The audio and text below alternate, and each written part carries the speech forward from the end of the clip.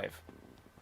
Hello, everybody, and welcome to Extreme, hand signs everywhere, Improv, Jason Statham's Big Vacation. Yes, I know, I'm not David, it's scary. With me tonight, I have a whole host of performers who are going to play very quickly this one-shot in an hour. I'll tell you quickly about the one-shot, and then we'll get to our players. So, tonight, we are playing Jason Statham's Big Vacation. This is a game that's been created by Grant Howitt, who some people might know as the person who created Honey Heist or Goblin Quest or any of these other things, along with Chris Taylor, and it's based on a concept by Sean Smith. And essentially, the bio is as follows. Jason Statham, international movie star, is on his holidays. But his own impulsive nature and the attentions of his rival, the Wesley Sniper, could ruin everything. It is up to these four people around me. They're a skilled team. Words are not my strong point tonight, friends. A skilled team of operatives paid for by his management to ensure that Jason has a great time. All right, well, let's go to our team of operatives. Let's go with Vivian Smalls, a lawyer. Tell us, Vivian, what are you all about? Well, I suppose my biggest thing is that I just have to keep Jason out of trouble. That's the biggest thing. I suppose at this point, I used to think, well, he's just paying me to do this, but now I feel like I'm basically being paid to make sure he stays out of trouble, and if he gets in trouble, then I don't get paid. That sounds like a very... Well, let's see how that goes today. We'll see. Well, good luck, Vivian. I'm sure it'll be fine. Don't worry. Dimples, private security. Tell us, how are you finding this? What are you up to these days? Mostly area denial. Stay away from Mr. Statham. Classic, short, sweet. I love it. Agent Johnny Bonecrusher. Johnny, how are you, my friend? I'm good. I'm just very suspicious of everyone. Excellent. Hopefully there will be no rivalry with Dimples as private security. I have a toothpick. You have a toothpick. Right, well, I'll leave you to your own machinations there. And, of course, the newest member of our team, the tour guide, Sammy. Sammy, hello, tell us what you're all about. Hi, I'm here so that Mr. Statham has the best time ever and gets to have all the fun and gets to see everything he wants to see. Fantastic. So these are our four characters. And what's interesting about all these four characters is that they all have a certain set of skills. And when it comes to an action, and I, as Jason Statham, or the Statham Master, think there is something that's not going to go quite right about this action, I will ask for them to roll a d12, a 12-sided dice. If it's just a general action and it's not applied to any skills, they have to roll 4 or under in order for it to succeed. If they roll any higher, then this action does not succeed. However, the big twist is, whenever they roll a d12, they must also roll a d6, a 6-sided die. And here's the most important thing.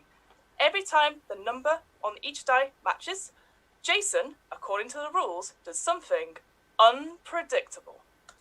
So, with all that in mind, let's start. So, Jason Statham, as we all know, big movie star, big international, and you have been assigned from his sort of management, Warner Brothers, NC, Sony, all the big conglomerates, and you've all met in the HQ, right in the centre. Let's just say London for the sake of it, You've met right outside Leicester Square, and you're all there, and it's 9:30, 10, sorry. 10. No sign of Mr. Statham. And then suddenly, it's almost like a jump cut and a whole montage as you see Jason's eyes sort of open. The door opens, another door opens. There's a small cat that gets thrown out the way, and inside comes Jason Statham. You recognize him straight away. A man that's in all black, a bald head, and a face that looks like a smacked ass. And he just comes in and goes, "All right, Muppets! Right!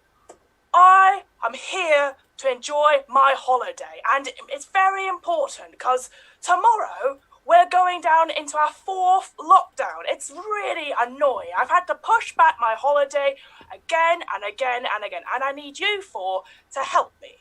And what we do now, sorry, I forgot to mention this, I have to roll to see what Jason would like to do on his holiday. So let me just do this. Ooh, interesting. So that is a 16 and a 9. Right. Okay, I know this sounds really weird, but I need to go to the bank in order to pick up my fishing equipment. Because I want to go fishing on the Thames. Are you planning on socially distancing while you're fishing, or are you bringing a different, you've just had so many different girls in tabloids, so I'm just trying to keep up with. Fishing, I've read it in the rules, is perfect for social distancing. You need to be at least 2 feet away from any fish at any time, which is what I'm planning on doing, Vivian. Okay. I was just double checking that it's just you fishing, you have your fishing licenses. Well, you four will be there. It's totally fine. Okay, that's cool then. Right. I am Mr. Statham's fishing license. Perfect. That sounds perfectly legal to me. That's cool. Right. How are we getting there? Mr. Statham, if you, I know exactly the way to the bank. I know this area very well. I know exactly where they keep your your very, very large fishing rod, That's right. in the bank. The best fishing rod around. I know it very well. If you would, care to follow me, and I will, happily lead you towards where the fishing equipment is stored inside the bank. All right, so that sounds like you were making a follow me move, Sammy. So I believe, you need to make a D12 roll of 6 or under in order for this to succeed. Yes, I will try. That is, that's a 12 on the D12 and a 6 on the D6. Right, so a complete fail on both counts. A very large failure. So you start going down the stairs, and Jason's like, "Oh, hold up. I ain't fucking walking." Sorry, I appreciate pre-watershed. I ain't bloody walking. No, how am I getting there? Mr. Statham, we could, take the trams, perhaps? Perhaps the trams? The trams might be an option. No, Johnny, what do you think? What should I do? I think what we need to do is we go where no one will see us. We'll lift up a sewer lid and go through the tunnels. Oof. See, this is why you're my agent, Johnny. I like it. Well, where shall we go then? Let's go. Let's do it. Okay. All right. So Johnny Bone Crusher, how are you getting this group of operatives through the tunnels? What are you doing exactly? I am scouting ahead. I am making sure everything looks clear. I am lighting it with the reflection from my glasses. And we are going to find our way safely. And where necessary, we will make things dirty. Can I keep an eye out for any reporters, tabloids, photographers, anything like that? Perfect. So I think, Vivian, that is an eye for detail check, so you have to get 6 or under. Johnny Bonecrusher, it doesn't sound like you're doing any skills, so that's just a 4 and under for you, my friend. Okay. Then you said I roll both of them? Both at the same time, so D12 and a D6. Okay. So I rolled a 9 and a 3. It's pretty dark down here. It's actually putting your feet into it. You've probably got your high heels on. The sort of muddy water comes up into your lovely pantsuit. Can't see anything. Okay, do I roll now? You can roll now, yeah.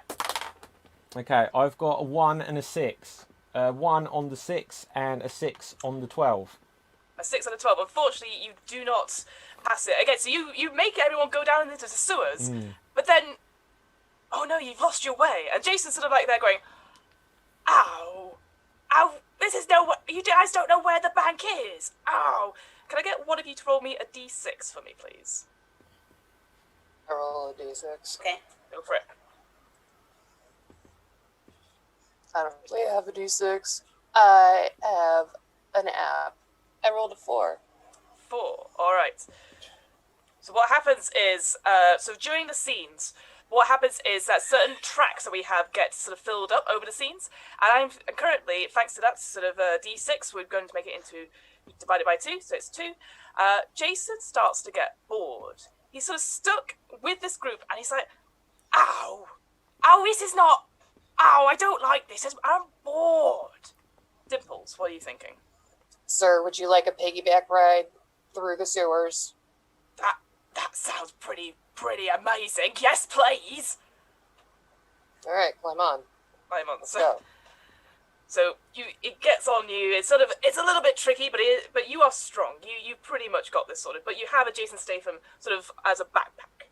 What are the rest of you doing? Go on, Johnny. Well, I was thinking, since you're bored, I always pack a miniature DVD player, and I always bring along a copy of the Expendables 2, in which you were particularly good. So that sounds like you're using Jason Law. So you need to roll an 8 or under to see if this action goes well. Okay. If it does, you just strap the DVD player to the back of my head. I have rolled a 6, and Right. I have rolled a 7. That's fine, because you got an 8 and it's Oh, an yes, 8 overall. you're so right. You succeed. So yeah, it's sort of a moment he goes, I was bloody good in that one, wasn't I? Oh yeah. Oh, and you put it back to the back of Dimple's head, and he's like a small child transfixed, like the eyes are the big one. Oh yeah, that was a good kick. Oh, look at that punch. Real blood, you know. And you start to make your way through the tunnels. What are you doing, Vivian? I pull out my phone and I'm trying to figure out where exactly we are in the tunnels. All right, And towards the bank. that sounds good. I think that, again, is another eye for detail. You're trying to triangulate where you are. So go for it. Roll a D12 and a D6. Okay, so I rolled a 6 and an 8. And an 8. Unfortunately, you do not manage to make it. Again, it's I don't know, it's a signal down here. Oh, it's just... My not phone, working. I'm not getting any bars, you guys. No bars. Oh no, perhaps this oversized novelty map will help us. And I sort of, like, unfurl one of those big like bus maps. I think it's that way on the map. And I sort of point to some direction. Alright, so I'll give you a choice then, Sammy. Are you using local knowledge, or are you using follow me? I'm going to try and use local knowledge. Local knowledge, alright, 7 or under on the D12. Okay, so D12. So that's a 5 on the D12 and a 4 on the D6. Oh, very close. All right. Yes, you managed to work out. There's a few. If you imagine it turns to like a crosshair, you're all sort of there, the sort of 8-bit sort of characters, and then you pop up, and you're outside the Bank of England. Easy enough. Jason's like, brilliant! Oh, brilliant! Yeah, it's right in there, right in the centre of the Bank of England. That should be no problem. And then outside, you see a queue of people waiting to go in. What would you do? I think we should climb up onto the roof and enter and penetrate the building from above. I like that, Johnny. All right. Goodness. So, Mr. Statham, would you like to climb yourself, or would you like to continue your piggyback ride as we go up the building? now that you've suggested it, I think up the building sounds pretty good. Okay. All right. So, go on. Make sure you go in through the north side of the building, otherwise people will think it's a robbery. But if it's through the north, then it should be obvious that this is a legal transaction. So I'd say, so that's like a couple of rolls in one. So I think we'll start off with Johnny. I would like you to make a failed actor roll, because I think you are using the basics from your previous experience to see how Jason would do it. So that's a 6 or under on the D12. Okay. It is a 6. Nice. And the D6? It is a 3. Very good, very good. So easy enough. Yeah, you maybe triangulate it, and Johnny is like, okay. Sorry, Jason even. Jason's like, all right, let's go, Dimples. And Dimples, what would you like to do?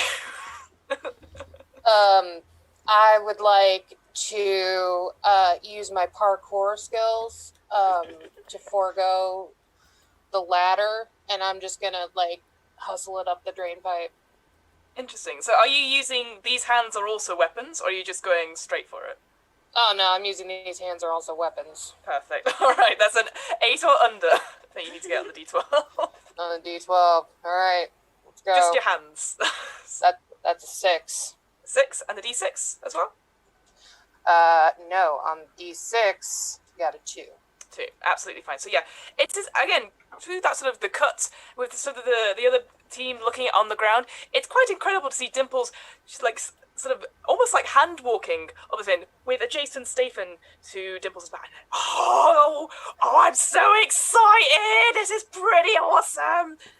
Vivian, as you were sort of trying to point out, sort of an eye for detail again, I think, do another D12 and D6 roll for eye for detail. Okay, so my D12 is a 5 and my D6 is a 6. Perfect, absolutely fine. She made it under. So, Dimples and Jason's are now on the top of the Bank of England. And, Sabby, you notice pretty straight away, a lot of people, well, all of you actually, all the people are on the ground, so Johnny, Sammy, and Vivian, you'll notice that everyone's sort of going, oh my goodness, is that, I think that's Jason Statham. Oh, and there's sort of a big crowd around the Bank of England, like, pointing up at him. And there's a couple of other people are starting to like say, maybe we should get the police involved. What's he doing? What would you like to do? Johnny, we need to distract them, I think. Okay, I think you're right. We should try and distract them. Johnny, you're a failed actor. Right, You got any you're right. like monologues you could do? I do. I've got a great monologue about why I am actually Jason Statham, and that is my stunt double. Oh, yes, good idea. I like that. All right, Johnny. I'd like, first of all, before you roll, I'd like to hear this monologue. Okay. Ladies and gentlemen, gather round. Everyone, look at me. Now, you may think that man up there is Jason Statham, but actually, he is a Muppet. It is me. I am actually Jason Statham. I know that. If you don't believe me, I can confirm that I am sure I was Jason Statham. And I can promise you that I am deck hard when I beat people up. And that is fast and furious ways of going on. And I am not expendable, but I will crank it up another notch until I go and get a new Italian job. Other reference. Amazing. So I'd say then, instead of using failed actor, you can use Statham law for that one. So it's 8 or lower on the D12 and the Z6 as well. Okay, I've rolled an 8 on the 12. Good. And I have rolled a 3 on the 6. Nice. There's a moment where the people are like, oh my god, it is actually Jason Statham. He's here. And they get very excited. All these people get surrounded by sort of older ladies. Are like, oh, Jason, didn't expect you to be here. Oh. But they are now not looking at the roof. Vivian, what are you doing at this moment? I'm looking to see if anyone was still trying to call the police, like the people who said maybe we should get the police involved, if they're also distracted. Whilst the majority of the crowd are, there's definitely a couple of people who've alerted some of the guards around the bank to sort of look up. So they are looking up, but they haven't done anything just yet. So I go over to the guards and I'm like, oh, you don't have to worry. Actually, what is happening is perfectly legal. After all, whenever you have banks, you have to make sure that the upper area is secured. So we have a special force that is going to make sure that it is secure. But since they are on the north side, you can tell that this is a legal transactionary action instead of it being a bank robbery, which would happen on the south end side. Brilliant. That is a spin doctor move, I believe. So 7 or under on the D12. Okay, my D12 is a 5 and my D6 is a 3. Nice. So yeah, the guards get distracted enough going, what? And so they are fully engaged with you now. Sammy, what are you doing? You see, most of the crowd seems very distracted by your other two companions, and Dimples is on the roof just now with Jason as a backpack. Does he look safe up there? I mean, he's on the top of the roof of the Bank of England, so he's on as safe the as top one of the can be. Okay. I think now that everyone is distracted, I want to sort of go inside and see if I can find some way to help Mr. Statham get safely inside the building. Maybe find a nice little access chute, or maybe ideally would be maybe if I can find some sort of abseiling equipment and help him sort of, come in through the skylight. That would be perfect. All right, that sounds a lot like extreme sports. You're going to find extreme sports. All right, 5 or under for that, please. 5 or under. Okay. Oh, dear. Oh, double dear. That is 2 6s. So a fail, and Jason does something unpredictable. Excellent. Dimples, you are on top of this building, and it's kind of windy up here, and Jason's like, oh, I can see the whole of London up here. Sort of gets off your back, starts to walk, but then suddenly disappears as his feet crack onto the glass and falls through the floor out of sight. Could someone else roll me a d6 for me? As Jason might just hit the floor on this one. I've rolled an 8. A d6, not a d12. Oh, That's sorry. an impressive roll on it. I rolled a d6. Oh no! Do you want to Jason's roll? really dead. A d6. I have rolled a 3. A 3. You hear Dimples. You hear, "Ow! Oh, he's okay. I'm fine." And you maybe look over, and what you can see is Jason has been caught on some of this sort of interesting scaffolding that's inside the Bank of England. Sorry, like his back is sort of caught on like a pole, and he's just hanging ever so slightly over like the bank tellers. If you imagine like proper New York bank tellers, any sort of Marvel film where they have it in the bank, he's hanging over almost Mission Impossible style. Oh, what a random set of circumstances has led to this. Excellent. Right. What would you like to do, Dimples? Right. I would like to use my grappling hook. I think I'm going to try to climb down and perform a rescue. That sounds an awful lot like an extraction to me. So that's a 6 or under on the D12, and roll a D6 as well. All right. On the D12, we have a 12. Right. On the D6, we have a 2. A 2. So on the D12, you sort of get ready, like, oh, I'm ready for this. But you overshoot it. You break another glass pane and fall right to the bottom. It's sort of like you shoot past, and Jason's like, "Whoa! Where are you going, Dimples? No, Dimples!" You sort of you hit the ground. You hit the ground quite hard. So what I want you to do, you've got free stability. Everyone here has free stability. Take one of your stability and put it into adrenaline. What that means is that from now on, when you roll, even though the dice values stay the same, you always add +1 to the D12 you have. So you're more likely to fail your rolls as a result. But you manage to land, and you're like, you probably land on some unfortunate bank teller who's just about to take their coffee break, and you're like, it's fine. But Jason is still, and everyone will hear this because the doors, if you've ever seen the Bank of England, the doors are wide open, and you can see Jason is precariously like hanging out and goes, "Oh, this does not look good." What would you like to do? Vivian, go for it. Yeah. Hearing all of this, I rush into the bank and I say, "Someone better get him down, because if he gets hurt, this is a lawsuit. You should have made it safer so that no one could climb on top of the bank." That is true. Law for me, please. 9 or under on the D12.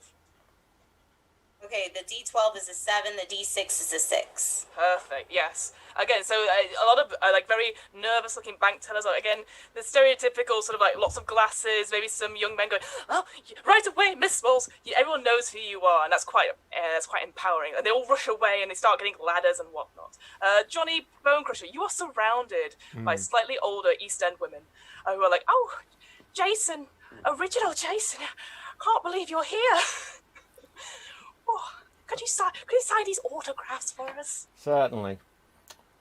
But you're starting to crowd me, and I think I'm going to have to resort to something extreme. So, I think they I'm all going to do have that to... as well, by the way. All these ladies. So I'm going to bust out some moves, and I'm going to just like teach all of them a lesson by just taking out just one of them. Take out an old lady. Okay. I'll give you the choice, Johnny. Okay. You could either use failed actor or nothing at all. It's either a 6 or under or a 4 or under. I'll give you the choice. Well, for the heinous crime, I think I will go for the nothing at all option. All right, 4 or under on the D12, please. It rolled back. Okay, I have rolled an 8. Right, and you don't need to roll the C6 on this actually, because you probably wouldn't get it. Amazingly, you go to like maybe do a backhand to this old lady. The old lady holds it, and actually on her hand you can see the sort of indication, there's sort of a sign on it which says WS. And you realise this whole crowd of ladies have the same insignia on their hand, and you know they are all members of the Wesley Sniper, and they are here to take you guys out. Oh, shoot. We'll cut to Sammy. Sammy, what are you doing? Do I see that Mr. Statham is now being helped down by the? It's a lot of people. It's a lot of bank tellers putting ladders together. It's an away day for them inside their own bank. It may take some time. Right. I think it's time for Sammy to get serious, and I sort of put my I take off my tour guide shirt and I put on my summer shirt, and I'm like, right, it's time for summer activities, and I'm gonna try and like climb up there and sort of jump and grab him, and sort of mid-air try and knock him out of the sky. Right, okay. Extreme sports, please. Okay. Jason's like, Sammy, no, don't! You'll I'm only coming hurt for yourself. you, Mr. Statham. No. Just wait there. What? That's a 5. There's a 5 on the D12 and a 2 on the D6. Somehow, in the movie of Jason Statham's Big Vacation, you leap up, maybe even like 2 steps at a time, and you leap across. You grab Jason. Were you planning to do something with him? I don't know. I was trying to like dive through, like a rugby tackle, like. Okay. Like, sort of okay. like... I wasn't sure that you were just gonna hold on to. Yeah, pull him. No, I'm gonna try and like bulldoze him through onto like a ledge or something. Perfect. Yeah, easily enough. You like in your body, you sort of spring forward, you wrap around him, and you can just see him, like his eyes look at you, and goes, Sammy, and then you land on the wall. I learned from the best, Mr. Statham. Oh, Sammy. That's why I like you. Oh. And it sort of like does this to your cheeks, sort of like. Dimples, what are you doing at this point? I'm concerned because they are rather precariously sitting on this ledge. I would like to create maybe a bit of a distance between us and the crowd, and I'd like to break their fall. You like to break Sammy and Jason? Yeah, I'd like to catch them. Cool. Yeah, these hands are weapons. Why not? Damn right, they're weapons. That's a D12 and a D6, right? Correct, yeah. Thank you. Dimples doesn't hold on to him for very well. Too many head injuries. So Yeah. that's a 7 on the D12. And Nice. that's a 3 on the D6. Nice. Yeah, easy enough. You managed to catch them both in the air. And again, you sort of land, and Jason's like, Dimples, I don't think anyone's caught me like that. Not really. And I'm guessing the other two, you sort of, I guess, Vivian, you started to saw you over there. You all realise at this point, though, that Johnny is still outside, and he is surrounded by these women, and you all see it almost like a flash mob, as they all sort of seem to be perfectly, like, you know when you see something from above, you see them in the insignia of the Wesley Sniper. We'll cut back to Johnny. So this lady, the leader of them, is sort of trying to hit you, and she went, now, that's not very nice, Mr. Statham. You're coming with us. Well, I would like to take me to your leader. I would like to defect to the other side. What are you trying to do out of this? Are you trying to like get them on? Are you trying to infiltrate them, or are you just like? Yes, let's solid? Go with that. Let's go with that. That's better than what I was okay, thinking. failed actor for me then. Failed actor. So a D12 and a D6, please. You're gonna get 6 or under on the D12. I've got 9. And a 6. This lady's like, no, we don't take kindly to betrayers. Get him, ladies! And it's almost like chicken run, like, so they all start to leap on you.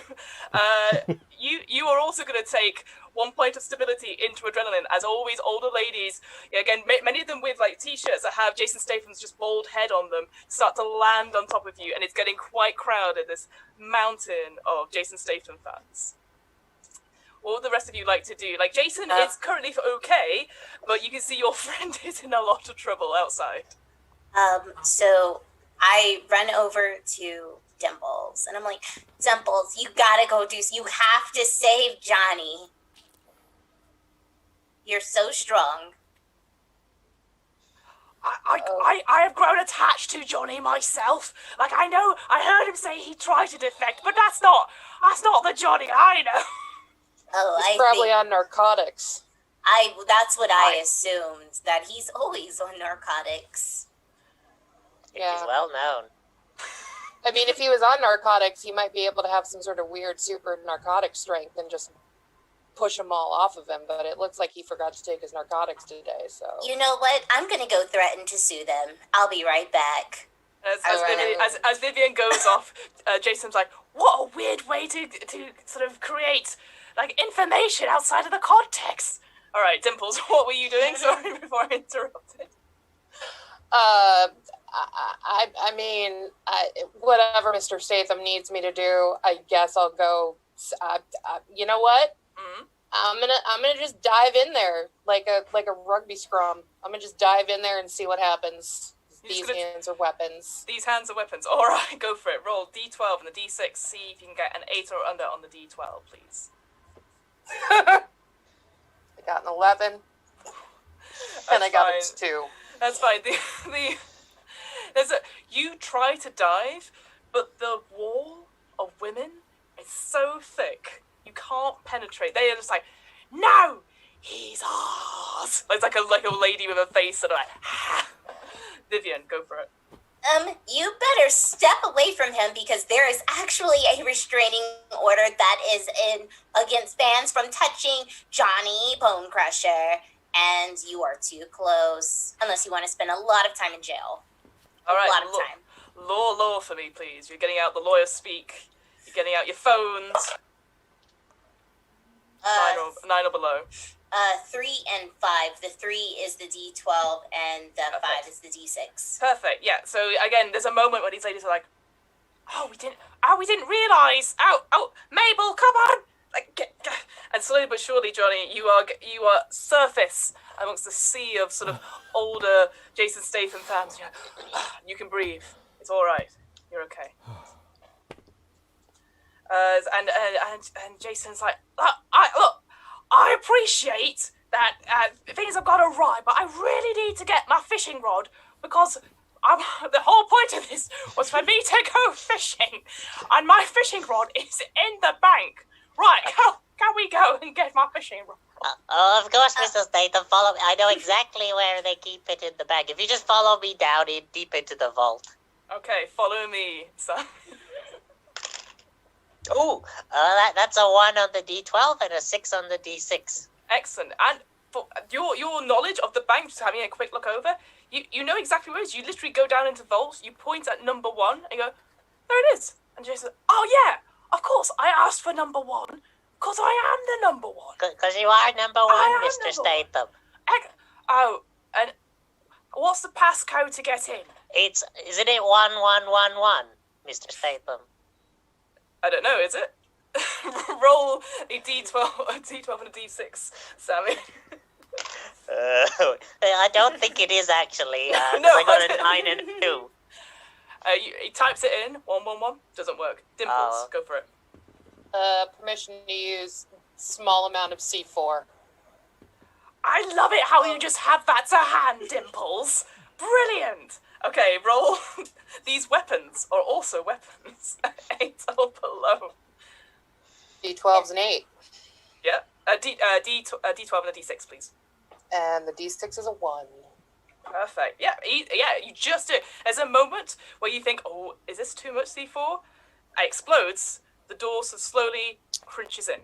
And easy enough. Vivian, go for it. So while this is happening, I'm assuring everyone this is not a bank robbery. We are just testing the security of your vault. After all, a normal vault should not be able to be blown up so easily with C4. So this is a fail on your check. Okay, spin doctor, please. As always, bank tellers are like, this is beyond our pay grade. Oh no, I got an 8 with the D12 and a 1 with the D6. They're like, all these sort of bank tellers are looking at you and going, Clive? Like the manager comes over and goes, I think you'll find we are the Bank of Bloody England. We have the best security forces. And it generally looks, you see Jason like going, gold bullion, no. Oh, Diamonds. Oh, for later. For later. So, just as you're trying to explain that this is not a bank robbery, it does look like Jason is stealing or he's throwing some stuff out. Johnny Bone Crusher, what are you doing in this moment? I'm just making sure everything is safe, and if necessary, I may have to turn on everyone else here and hand them over to the authorities. Dimples, quickly. Permission to punch Johnny Bone Crusher in the face and knock him out. Go for it, why not? If you. you want to do anything, Johnny, now's your time. Okay. You see this face sort of Horrible comes in. agent. I would like to secretly give a knowing look to Dimples so that Dimples knows that actually I am on their side, all of them, all at the same time. But this was just a ploy to try and show that these are the actual good guys. Ah, I see. Go for failed actor roll for you, Johnny, and Dimples, these hands are also weapons. We'll see how well this goes. I've rolled 11. I rolled a 1 and a 3. Alright, Johnny, you're trying to do this wink, but it is somewhat... Oh no, How my can I say- glasses. yeah, your glasses hides the wink, and you try and get the glasses off in time, and you just see Dimples' sort of fist come towards you, and anyway, Jason is like, "I found it!" and pulls out almost what looks like a small child, like Fisher Price-esque sort of Fisher. Right, how brilliant! Oh well, I'm not bored anymore.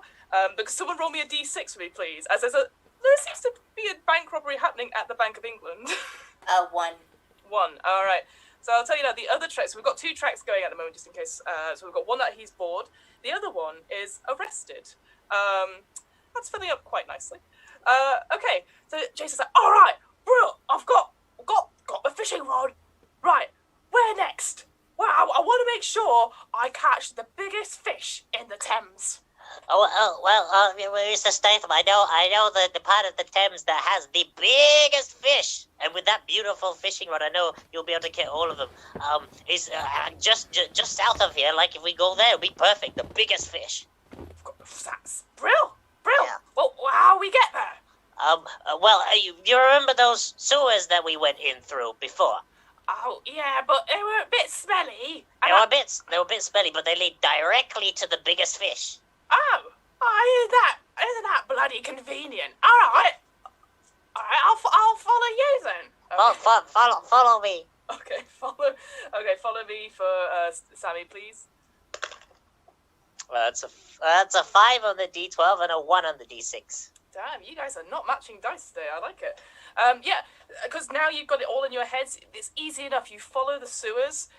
All of you sort of in tow, and you make it to the area. Sorry, Sammy, whereabouts on the Thames were you taking them? I'm taking them to near where's nice? Battersea. Battersea's nice. Where's nice? Battersea. Okay. Battersea has the biggest fish. So you sort of all get out, and Johnny, what would you like to do? I just had an alternative idea where we can get a really big fish. It's called What? the London Aquarium. Oh shit! Shooty! That sounds incredible. Why the hell did we come to Battersea? And maybe Jason kicks over like a small child that's come out of the Battersea power station. I don't know. What? Well, the aquarium sounds good. Dimples. Oh no, I was waving goodbye to the small child that fell in the Thames. So, yeah, the child. And as you hear the child sort of, you hear it go. I think that was Jason Statham. Okay, go. And Jason's like, London Aquarium, that's great. What a great idea. All right, well, let's go. Let's go to the London Aquarium. Okay. Let's go. Just make Or sure what we'll do is, shouldn't we we need to make sure we go in through the north entrance so that people don't think that we are stealing the fish, but that's what happens with the south entrance. They'll think that we are professionals and that we are up the fish for emotional support reasons. You go in, and if you've ever been into the London Aquarium, there's a huge sort of bit. It's well known for its shark sanctuary, which I knew, and it has lots of open areas and stuff. You see children running about. There is a starfish sanctuary you've got, because apparently penguins aren't allowed in there for some reason anymore. And you go, oh right, Johnny, you brought us here. Where is the biggest fish? Which one? Okay, well, I think the biggest fish that's available here is in the big tank that you first go in, and you can walk underneath the tunnel. So the easiest way to get it is just to crack the tunnel, and it'll come flooding down. You are so right, Johnny. All right. And you can tell he's getting very, very excited, and he's just waving around the fishing rod, but he doesn't do anything. What would you other three like to do at this point? Dimples, Mr. Statham, would you like me to punch this glass so that you can insert your fishing rod and catch the giant fish? Jason sees Vivian has raised her hand and goes, I would like that very much, to Dimples. So Dimples, if you can roll, these hands are also weapons. Vivian, what were you going to say as Jason sees you and goes, I'm going to go let everyone know that they should not come to this area of the aquarium because we are socially distancing from the public. All right, spin doctor for you. Dimples, what did you get on your... these hands are weapons. I presume you're using your hands. Yeah. Really like my hands. I've rolled a 10 and a 3. Oh no, so you fail. So you go to do, you probably wind up and you go to punch. It just really hurts. You're like, ah! Take 1 point of stability into adrenaline as you think you've done some real bad damage. And Jason's like, oh, it's less impressive. But also, there's 1,000 tons of water in here, so you probably wouldn't be able to break it with one punch. Johnny. I think if we use Sammy's head like a battering ram, we could really crack it open. Oh no. Come on, Sammy. Team effort here. Team effort, Sammy! You did tell me to use my head, didn't you, Mr. Statham? We did. Well, and Johnny. I am following Johnny at this point. Okay, Johnny, let's do this. So are you? So I'm going to say for Sammy, could you do extreme sports for me as you nut the side of the head? Vivian, I can see you go for it. Yeah. I had a 10 with my D12 and a 6 with my D6 on trying to secure the area. So, again, you failed on that point. So you're trying to tell us people are looking behind you, and you sort of turn around, and you just see Sammy just go, at the side. What did you get, Sammy? I got a 3 on my D12 and a 2 on my D6. Mr. Statham, I learned this one from your movie. You think, alright, Dimples, in a way, you did weaken it ever so slightly. But Sammy has just put their face straight through, but is now stuck on the other side. Water's starting to gush out, and the cracks are starting to appear. And Jason's like, oh, off. Is this probably not... We shouldn't be here. Is there anyone would like to do anything? Sammy is slowly lighting. Vivian, go for it. I say, oh my goodness, your aquarium is not safe. That a poor man was enticed to ram his face through there because of these hypnotic fishes, and now he may risk dying. Fix this. All right, law for me, please. I hope some of you are holding your breath with this whole situation. Oh no, I got matching 3s. Excellent. You do succeed. So you see, again, the sort of attendants going, oh. But Jason goes, oh no, Sammy, don't worry, Sammy, I'll help you. And he also goes to nut the glass, comes next to Sammy in the glass. And, Sammy! Oh, we didn't think this through. We didn't think this through, Mr. Statham, at all. So just in case you've just joined us, both the tour guide and Jason Statham have put their heads through the glass. of London Aquarium, and actually are now being circled by many sharks, many stingrays also, and maybe one or two starfish are starting to come and sit on their heads. Johnny, Bone Crusher, what would you like to do? I would advise that since they have their heads through the glass, they start to interrogate some of the sharks, just in case they are agents for the Wesley Snipers. Excellent. That sounds good. I'd say do a Jason lore on that one. I'd say because you know the Wesley Sniper is a rival of Jason at this point, and you are trying to so that's 8 or lower on the D12. I have failed. It is 11. So you're shouting this to Jason's like, the colours are so pretty. Oh, Don't let the jellyfish touch you. Oh, too late. Dimples, what would you like to do? Now I know that the logical thing to do would be to pull them out. What does I'd Dimples like to want push to do? them the rest of the way in. Perfect. That sounds good. I feel like this is a reverse extraction, so I'll let you do extraction for this one. So that's 6 or lower on the D12. Brilliant. I've rolled an 8. and I think, if anything, you try and push them both in. The starfish and the jellyfish are like, no way, we don't want them here. And try and push them out. So you're at a standoff, pushing them back and forth. Jason's like, it's getting hard to breathe. I'd say, Sammy, take a point of stability into adrenaline. And could someone roll me a D6 for me, please? I have rolled a 4. Oh, God. So, all of you hear sirens in the distance. Vivian, what would you like to do? You can see things are going out of control. I suddenly say, why aren't there do not enter signs? Fix this. You're going to need to save someone. You're going to have a casualty on your hand, and all of London will hear about this. Okay, law for me, please. Dimples, what are you doing? Permission to use the rest of my C4. Permission granted. I got a 10 and a 3. Oh, unfortunately, just fails. You're sort of saying this. People are starting to run because the water is starting to get really big. And you see, the odd little fish or two starting to come out of the gaps and sort of flap on the floor. You think this place could blow at any time. And then you see Dimples struck the rest of the C4 to next to Sammy and to Jason Statham. Okay, Dimples. These Brace weapons are also yourself, weapons. I see nothing wrong with this, except for that I rolled a 12 and a 3. Oh no!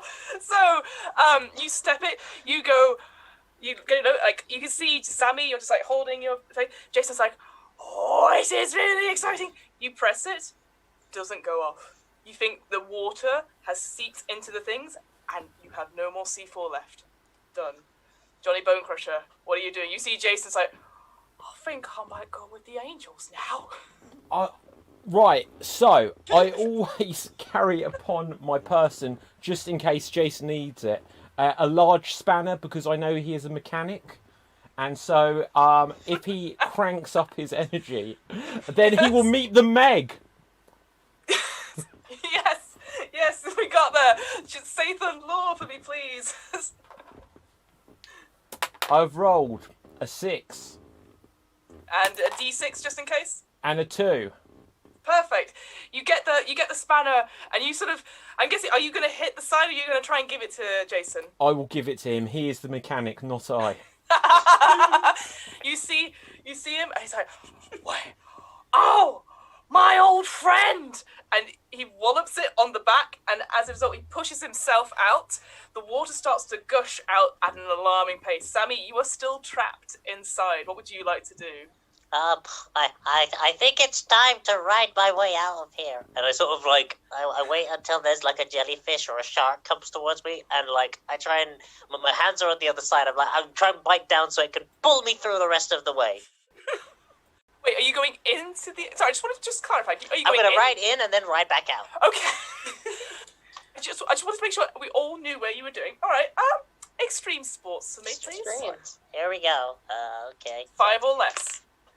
That is not a 5 or less. That is a 10 and a 4. So you like use your mouth to like grab a jellyfish, and you try and breathe in. The jellyfish gets stuck to your face. Oh no, it's getting worse. Help It's getting me. a lot worse. Jason is like, but guys, we still haven't completed my holiday. I want to catch a big fish. And you can see Sammy slowly suffocating. The water is everywhere. Dimples. Mr. Statham, use your tiny fishing rod and fish Sammy, the biggest fish possible in this aquarium, out of the aquarium.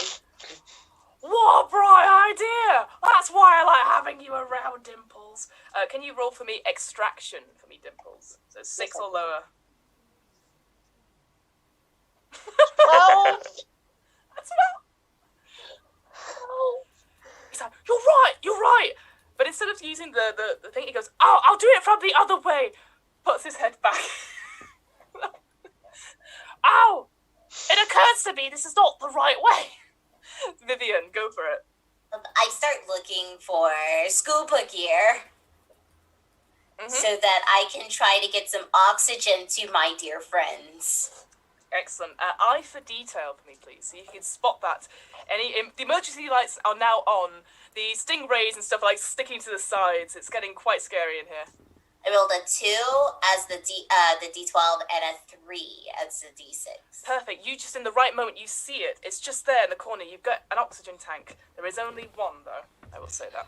So what would you do with that oxygen tank? What are you doing? Sorry, Sammy. I give it to Jason. It's fine. Do it for me, Mr. Statham. Live.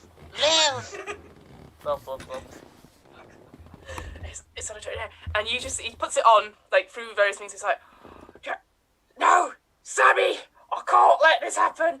And Sammy, I just want you to roll a d12 and a d6 to see if you could get out of this, 4 or under. No. Oh no! It's a 5 on the 12 and a 4 on the d6. Oh no! Take another point from stability into adrenaline. How many points of stability have you got left, Sammy? Just one Just the left. one? Oh no! Not good.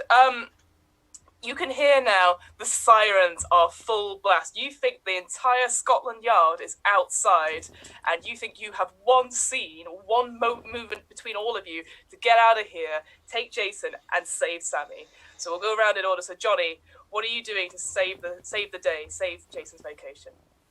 I think we should just all concentrate on saving Sammy by grabbing a part of him and tugging so hard that we have done something so good that the Lord smiles down on us and solves the rest of this shit.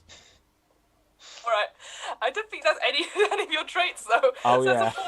That's a 4 or under, my friend, on the D12. Take some PCP first, Johnny. I've rolled a 7. You say this like in office 4 you stood, but you don't say it out loud. You don't use your inside voice, not your outside voice. Vivian, what is your move? I'm going to petition for the fish to all break against the glass and free our friends. Excellent. Law for me, please, Vivian. I rolled a 7 and a 1. Perfect. Yes, the fish. You sort of do that. You remember doing fish speak at college. You're like, and the fish are like, yeah. All of them together, like one motion, like a swarm, start pushing and pushing and pushing, and slowly you see the glass start to crack even more. Dimples, what are you doing in this moment? God. I'm gonna brace for impact. I'm also gonna brace to catch both Sammy and Mr. Statham. Because I'm just gonna barrel carry him out of here. All right. When this breaks. I think that is an extraction. You've got a plan to get them out of here if the glass breaks. All right, let's do it. 6 or under on the D12. Jesus fucking Christ. 11! You think you're ready, but Dimples, you are not ready. The wall of water envelops you at this point, and it starts to pull away the whole of the London Aquarium.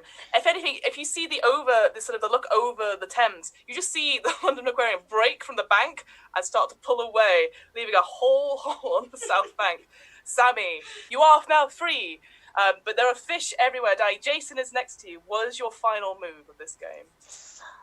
Get on board, Mr. Statham. We're going fishing. And I'm gonna try and grab a fish. I grab Mr. Statham and put us both on this fish and swim out of here. I like it. All right, the last one is gonna be a follow me then.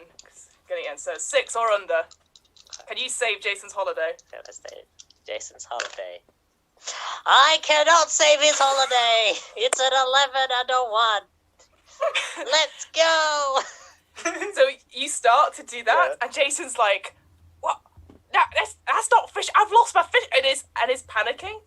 The bit that all four of you are on breaks, leaving Jason behind. And you see all of Scotland Yard start to crowd him, and on the signature of the bonnet of the car, there's just a WS. You see behind the wheel glasses, a smirk as the Wesley Sniper puts Jason into custody. And that is a very brief overview, whistle-stop tour of Jason Statham's Big Vacation. Thank you so much, my friends. We've had Shalita, we've had Ashara, we had Brenna, and of course we had David. Thank you so much, and thanks to Extreme Improv for having us here. And if you want to play this game, check out Grant Harrett on Patreon. Just literally type in Grant Howard one-page one-shots. And I've been Fiona Howard, your host. Thank you so much for tonight, and we'll hopefully see you all again soon. Okay, thank you so much there, Fiona. So by all means, do check out everything Fiona just said. Audience, I'm just going to put us onto a brief holding screen just because we're about to have our weekly Thursday night Extreme Improv XStreamed show. So once I've got us onto the holding screen, we will bring on the next performer. So maybe grab a drink because it might take a couple of minutes just to do this. But we'll be back very soon. And we are off the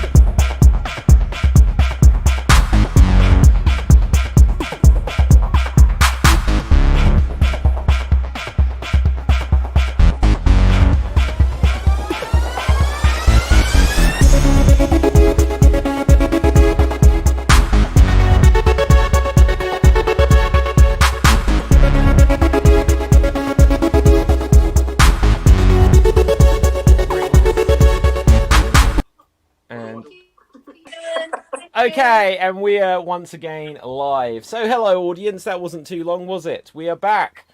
So, everyone say a nice big hello. Hello! Hello, hello, hello! Yes, you guys can be heard. I can be heard. So that must mean it is Thursday night and it is time for the Extreme Improv XStreamed show. So this is show 117. Would you believe it? We have made it, guys. The big 117. That is like the least significant number in the world, isn't it? What is important about the number 117? But anyway, we've made it, guys. So, audience, I'm just going to direct your eyes to the bottom of the screen where you'll see there is a suggestion box. At the moment in the suggestion box, it says support the show. Please subscribe at www.youtube.com/Extreme Improv. And if you could take 10 seconds to go over to YouTube and do that, that would be lovely, just because it will help more people discover the show. However, I'm going to change what it says in the suggestion box now. So could you please give us a suggestion of a word? Audience, if you give us a suggestion of a word in the comments section, wherever you are, on the internet, if you're on facebook.com/Extreme Improv, twitch.tv/Extreme Improv, or as the aforementioned YouTube. Give us a suggestion of a word and we'll use that to inspire our opening game. But for now, let's meet tonight's cast, starting with Ewan Henderson, actor. Say hello to the people, Uncle. Hello, welcome to the show. I haven't thought of anything to say, so enjoy yourselves. Okay, now speaking of people that haven't thought of anything to say, that's all of us. But Ruth, say hello to the people. Hi, I can't even remember my name. That's how little I have to say. But I'm Ruth. Hello. Okay, speaking of people who are not Ruth, JD, say hello to the people. Hello, everybody. I'm JD, and I am indeed not Ruth. Okay, now speaking of people who are Ruth, Kat, say hello to the people. Everyone, I'm Kat, and I'm also Ruth. Okay, and lastly, joining us for the first time tonight, probably not Ruth, but we don't know yet. We'll find out. Johnny, say hello to the people. Hi, my name's Johnny, and I'm probably not Ruth. Okay, well, it's glad to get that confirmed this early on in the show. Only two of us are Ruth, then. Only two. Only two. So, audience, we're going to play lots of short-form improv games based on your suggestions, and let's have a look what we've got. We've got lots of suggestions of words come through already, including such words as influence from Jimmy Mack. We've got bungalow from Ashley Edwards that's just come in. We've got beguiles, that's a good word. Yay, more extreme improv. Flipper. So let's have a look. What word shall we go for? Influence. I think we're going to go for the word influence. And, oh, hang on a second, guys. A new challenger enters the arena. So,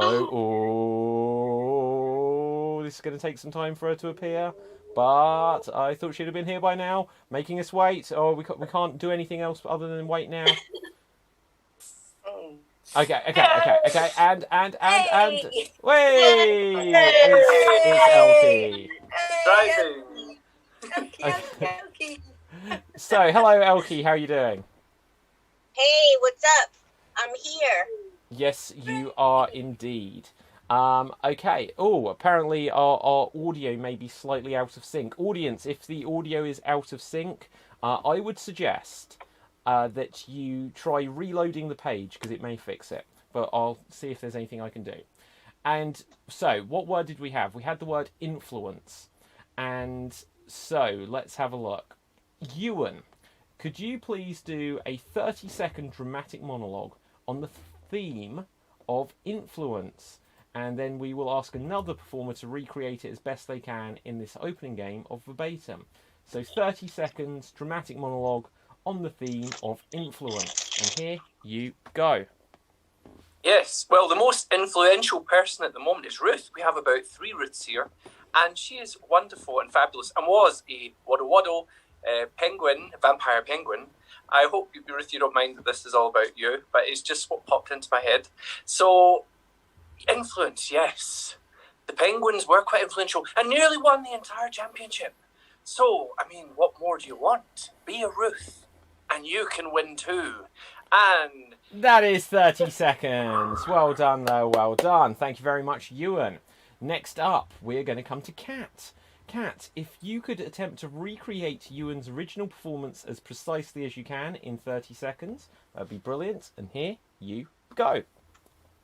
Hello. So yes, we have an influencer, Ruth. Yes, and we have 3 Ruths here. Yes, and she nearly won the Extreme Championship.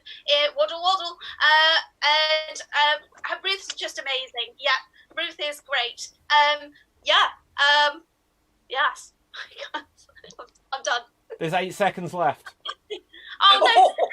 Ruth is absolutely amazing, and you've got to be like a Ruth. And that is time. Well done, well done, well done. I do apologise there. We do have to use the whole time because now we're going to have to come to someone else, and they're going to need 30 seconds to attempt to recreate.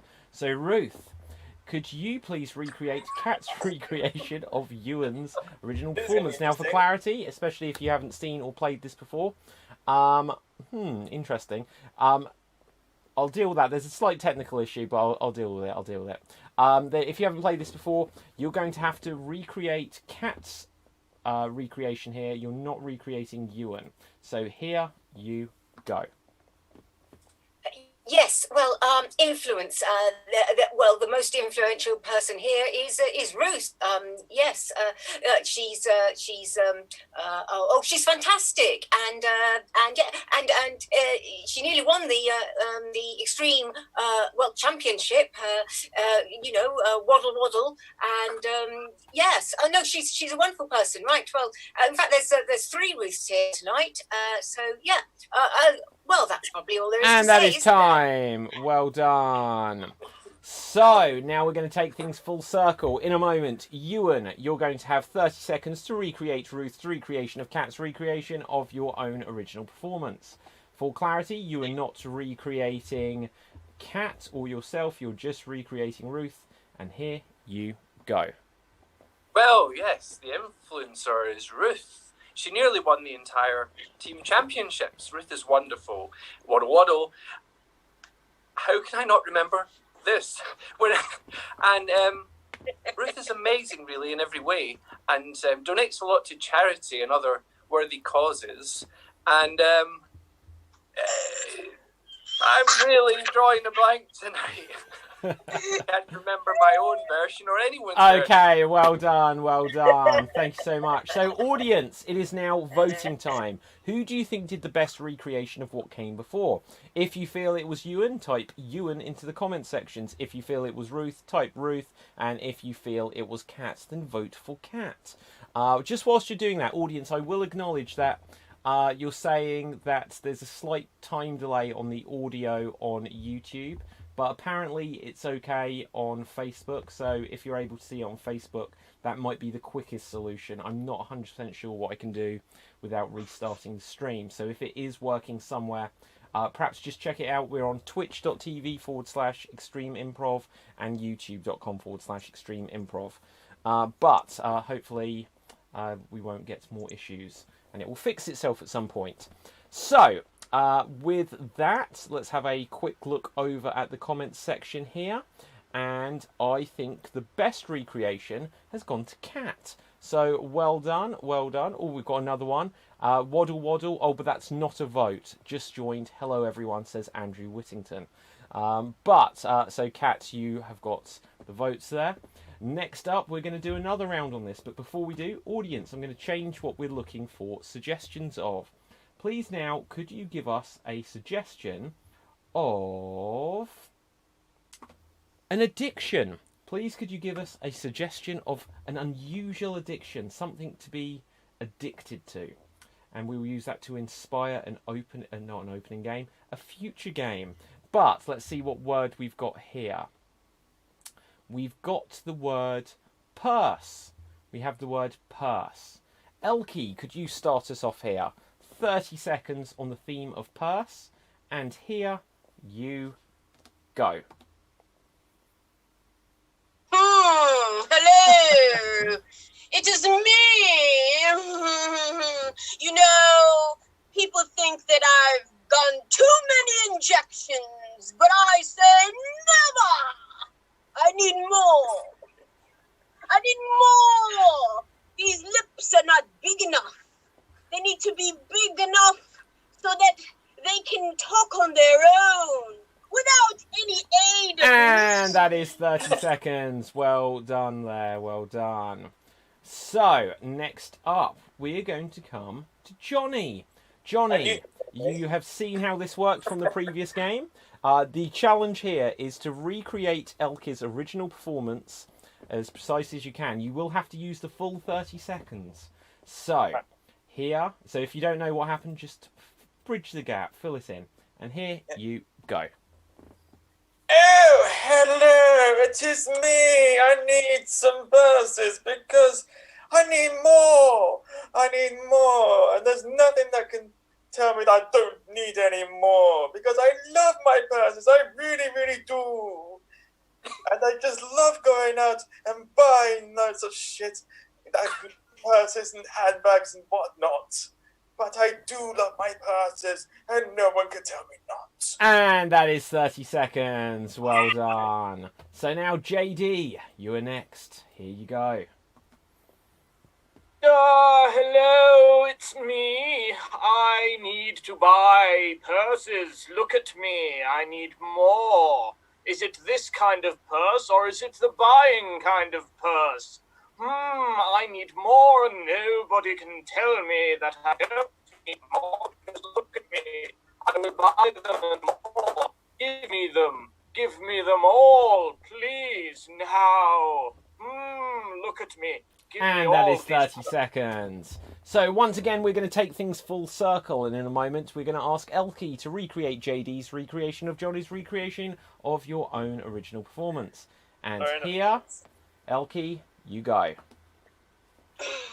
Oh, I love how this turned into purses instead of pursing my lips, but I'll go with it. Oh, I need more purses, because apparently that's the suggestion, and we're going with purses. I'm not pursing my lips like I did before. I need more purses, but I will give you one last purse. And that is 30 seconds. Audience, it is once again voting time. Who do you think did the best recreation this time round? Was it Elky, who we just saw at the end there? Remember, Elky's original performance is not up for scrutiny. It's just about who did the best recreation. Do you feel that it was JD's? Or do you feel it was Johnny's? Please put your votes into the comments section now, and let's just ask a couple of opinions. Ruth, who do you think did the best recreation there? Well, I think it was probably Johnny, but it could have been Elky just then, because that was brilliant. It just veered off a little bit back to her original purse, which I thought was a good purse. Okay. Ewan Henderson actor, who do you think it was? I think the guys were great, but I want to give it to Elky because she rolled with the changes quite well, I thought. So okay, and Kat, who would you give it to? You're quite muted. Hello. Hi. Hello, sorry. I'm going to say JD because I thought it was quite funny and like flamboyant. I thought it was really, really funny. Okay, that is the criteria of the game, guys. We've forgotten this. Right, so, well, it's true. Funny, definitely. Flamboyant, always. But let's have a look. Elky, Johnny, JD. Oops, let's scroll up there. Elky, Johnny, JD. Well, it looks like it's a three-way tie. We'll give it another second. But, okay, Johnny. We've got another one through there. So, Johnny, you are in the lead. I'm going to give it a 5-second countdown just because we can move on. JD. So, let's see. Any more coming through? 5, 4, 3, 2, 1. And JD. Oh, literally as I did it. JD, you have stolen it. Right. So, well done there, JD. Well done. So, next up, audience, we need suggestions of a famous movie. Please give us some suggestions of famous movies into the comment section and we'll use it for an upcoming game. But let's have a look. An addiction is going to aspire. We're going to aspire. We're going to inspire the next scene with an addiction. An addiction to Viennese whirls. Oh my gosh. Aaron Hector, that is a good one. Cornflakes, addiction. Let's see what else we've got here. Addicted to chewing gum and sticking it in people's hair. Right. Addicted to therapy, says Daniel Hill. That's quite an interesting one. But I'm going to say cornflakes. Cornflakes. Okay, we'll use cornflakes. We may use one of the others for an upcoming game. And we're going to play single syllable Showdown. And the way this works is that there will be 2 performers in the scene at any one time, and everything they say has to be single syllable words. So, for example, they can say hi, but they cannot say hello. They can say Dave, but they cannot say Dave-id. So everything has to be a single syllable word. If you haven't played this game before, because obviously we have Johnny joining us for the first time, you can say as many words in a row as you want, but they all have to be single syllable ones. If you don't say a single syllable word, you'll be eliminated from the scene. If you hesitate, which we count as an extended pause, you'll be eliminated. And if you have a circular conversation which doesn't push the story forward, you will be eliminated. So, we're going to have a scene about being addicted to cornflakes. We're going to start off with JD and Ewan. JD and Ewan. If everyone else can click the stop video function on your cameras. And here you go. Is this your bowl of cornflakes?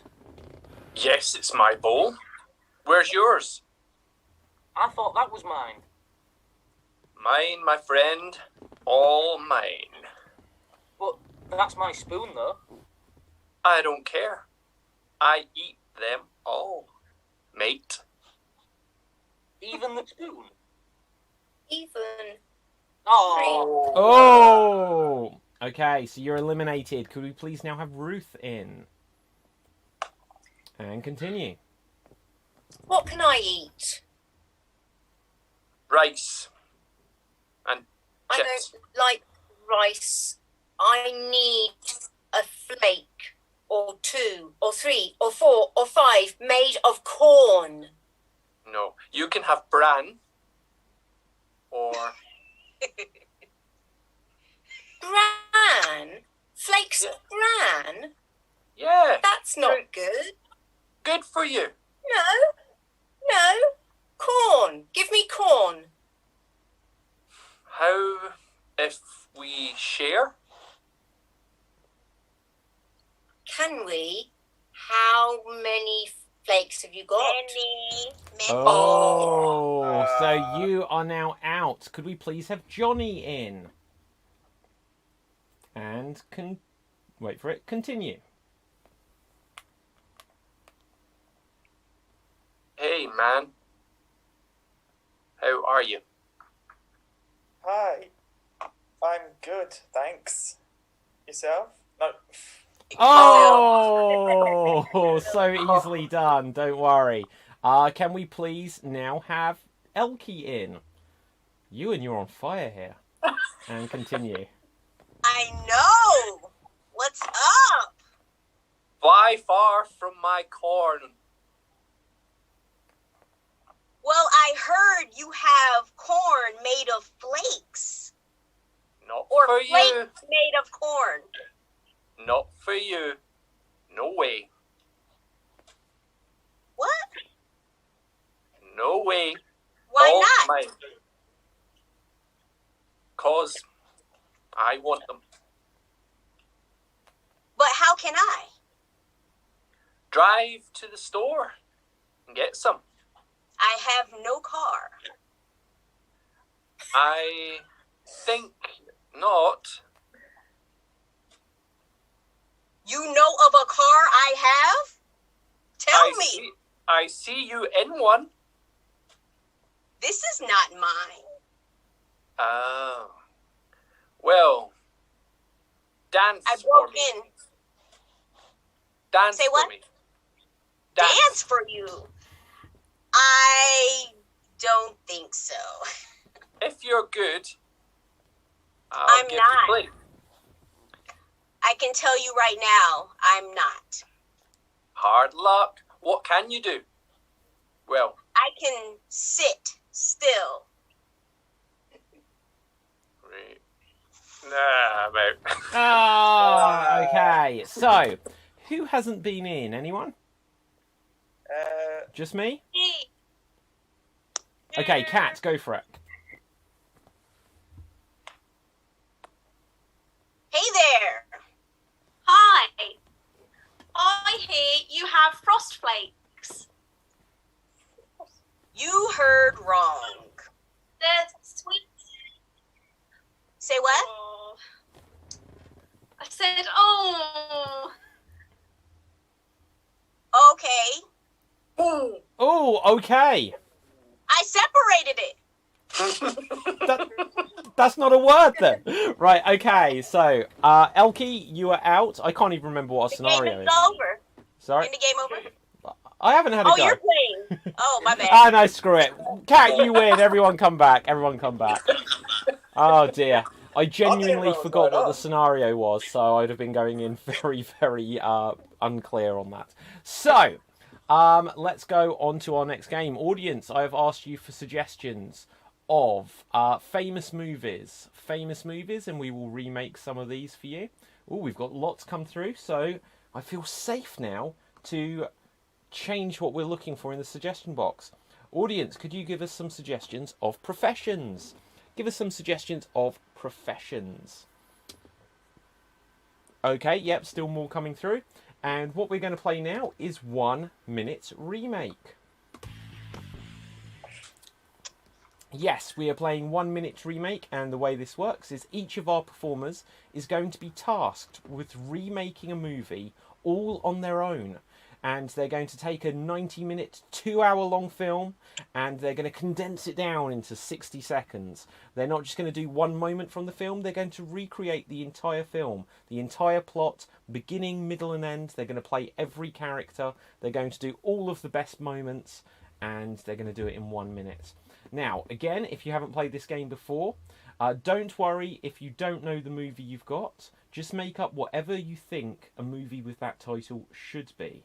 So, let's have a look. To go first, I would like Ruth. Ruth, please, could you remake for us the movie Bambi? Please remake Bambi for us. And here you go. Twinkle, twinkle, music, twinkle, twinkle, Disney, Disney, Disney.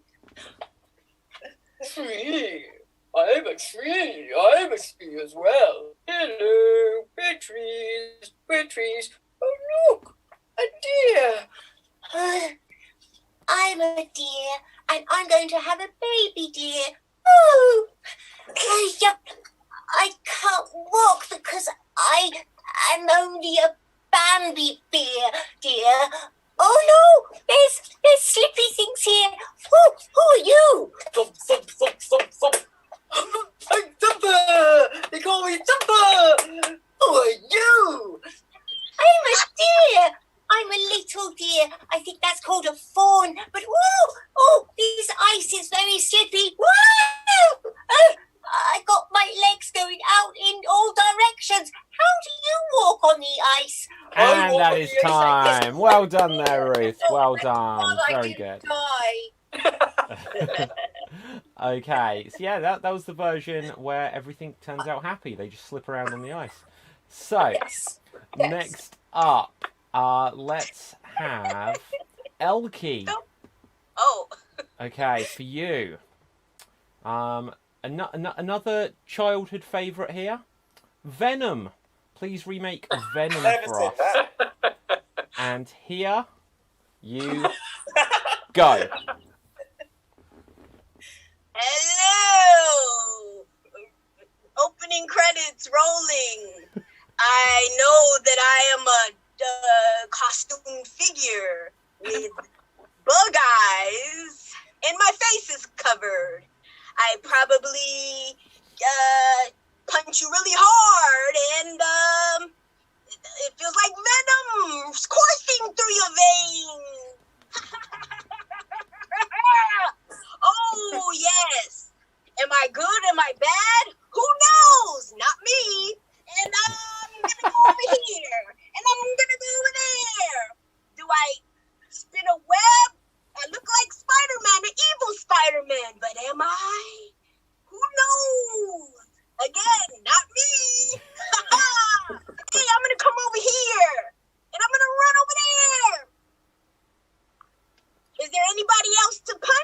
And that is time. Well done, well done.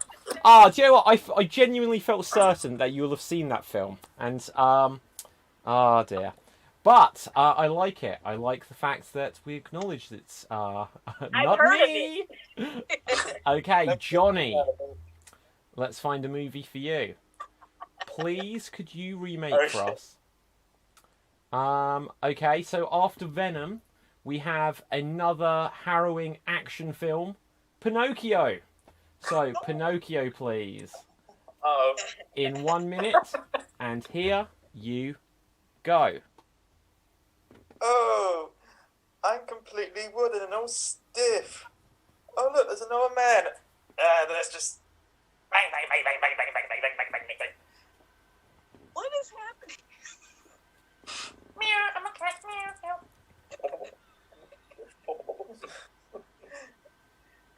Oh, look, there's a cricket. Come to life. I'm a real boy. Oh no, when I tell lies.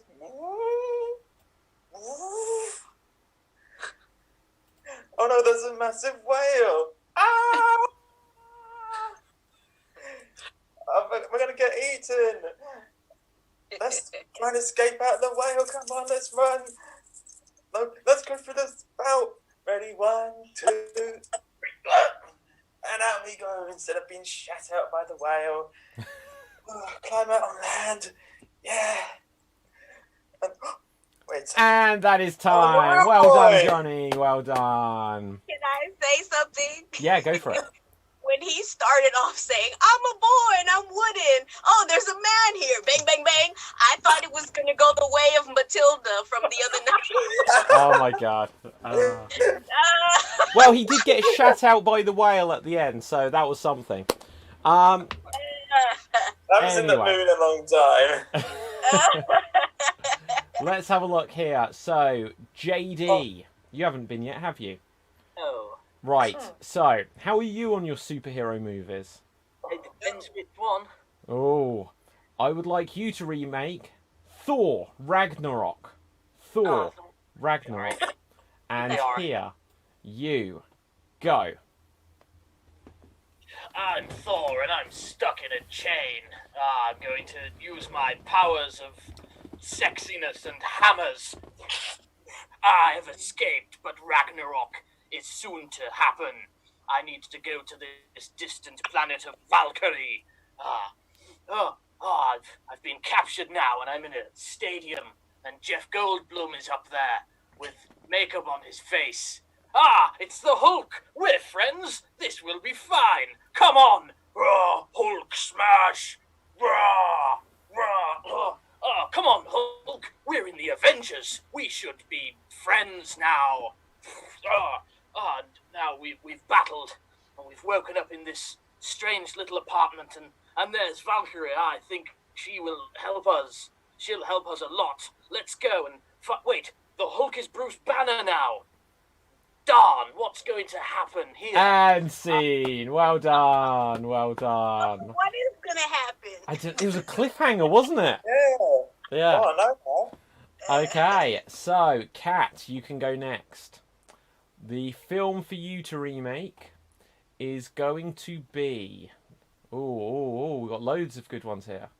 So, could you remake for us the movie... Oh, hang on, I think this is a confusion. I was about to say it, I suddenly realised it was wrong. It says Ant's Life. And now either it's the movie Ants Bug's Life. or it's a Bug's Bug's Life. Life. Bugs Life. Ants or a Bug's Life. Bugs Life. Kat, have you seen either of those films? Yes. Okay, so don't tell us which one you're doing, just surprise us. And Okay. here you go. Hello everyone, I'm an ant, and to be fair, ants are in both of the films, so it's all good. So I'm on my way. Oh my god, there's a human! Oh no, don't squish me! Don't spit! Oh, phew, thank God for that. Oh, now there's a female little ant there that I really like. don't tell her that I'd like her or anything. Oh, look, there's like a flying other bug that is friends with us too. And we've got to stop people from littering, I believe. That's in one of the films. And so we must help by going out to help people stop littering everywhere. Also, we don't have any food left in our ants' nest. So, it'd be nice if we could have some food. So I'm going to go over and I'm going to... Oh no! There's another shaman! Oh no! Oh no! And that is time. Well done. Well done. I love how that was perfectly both films. So, okay, who hasn't had a go? Ruth hasn't, I don't think. Okay, I haven't and Ewan hasn't. So I will go first. Can someone suggest a movie for me from our performers? Peter Pan. Peter Pan? Oh my gosh. Okay, here. Yeah, I don't know. I can't remember this film. Here we go. Ah, right. So, come on, we're playing. No, it's time to go to sleep. Oh, do we have to? Yes, you do, John and Andy. I don't know your names. Right, let's go to sleep. Wait a minute. Do I sense a person is coming into my bedroom at night? Oh, hello, I'm Peter Pan. I lost my shadow. I need to grab him. Oh, he hit me. Look, we'll stitch it back on. Ow, that doesn't work that way. That really hurt. I tell you what, as a thanks for putting my shadow back on, I forgot to start the timer. Right, so as a thanks for putting my shadow back on, I'm going to take you to my homeland, Never Neverland. This isn't kidnap at all. Come on, how are we going to go? Out the window. Sounds good to me. And off we go. Shit, we're flying. Oh no, we're falling. Right, what's going on here? Smee! Ah, yes, what do you want? I need to kill that rotten Peter Pan. Oh, you want him dead, do you? Why? Because of the crocodile and this! Don't you remember? Oh, yes, I do. Oh, look! There's some Native Americans. This is probably inappropriate these days. We'll skip that part. Right, so, we need to get him, don't we, Lost Boys? Look, this is our new mum. Secretly my girlfriend.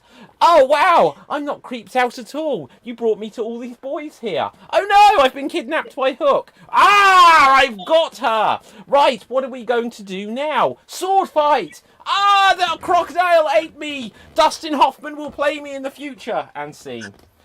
And there we go. To be fair, I don't know how much longer I actually went beyond the minute because I started the timer.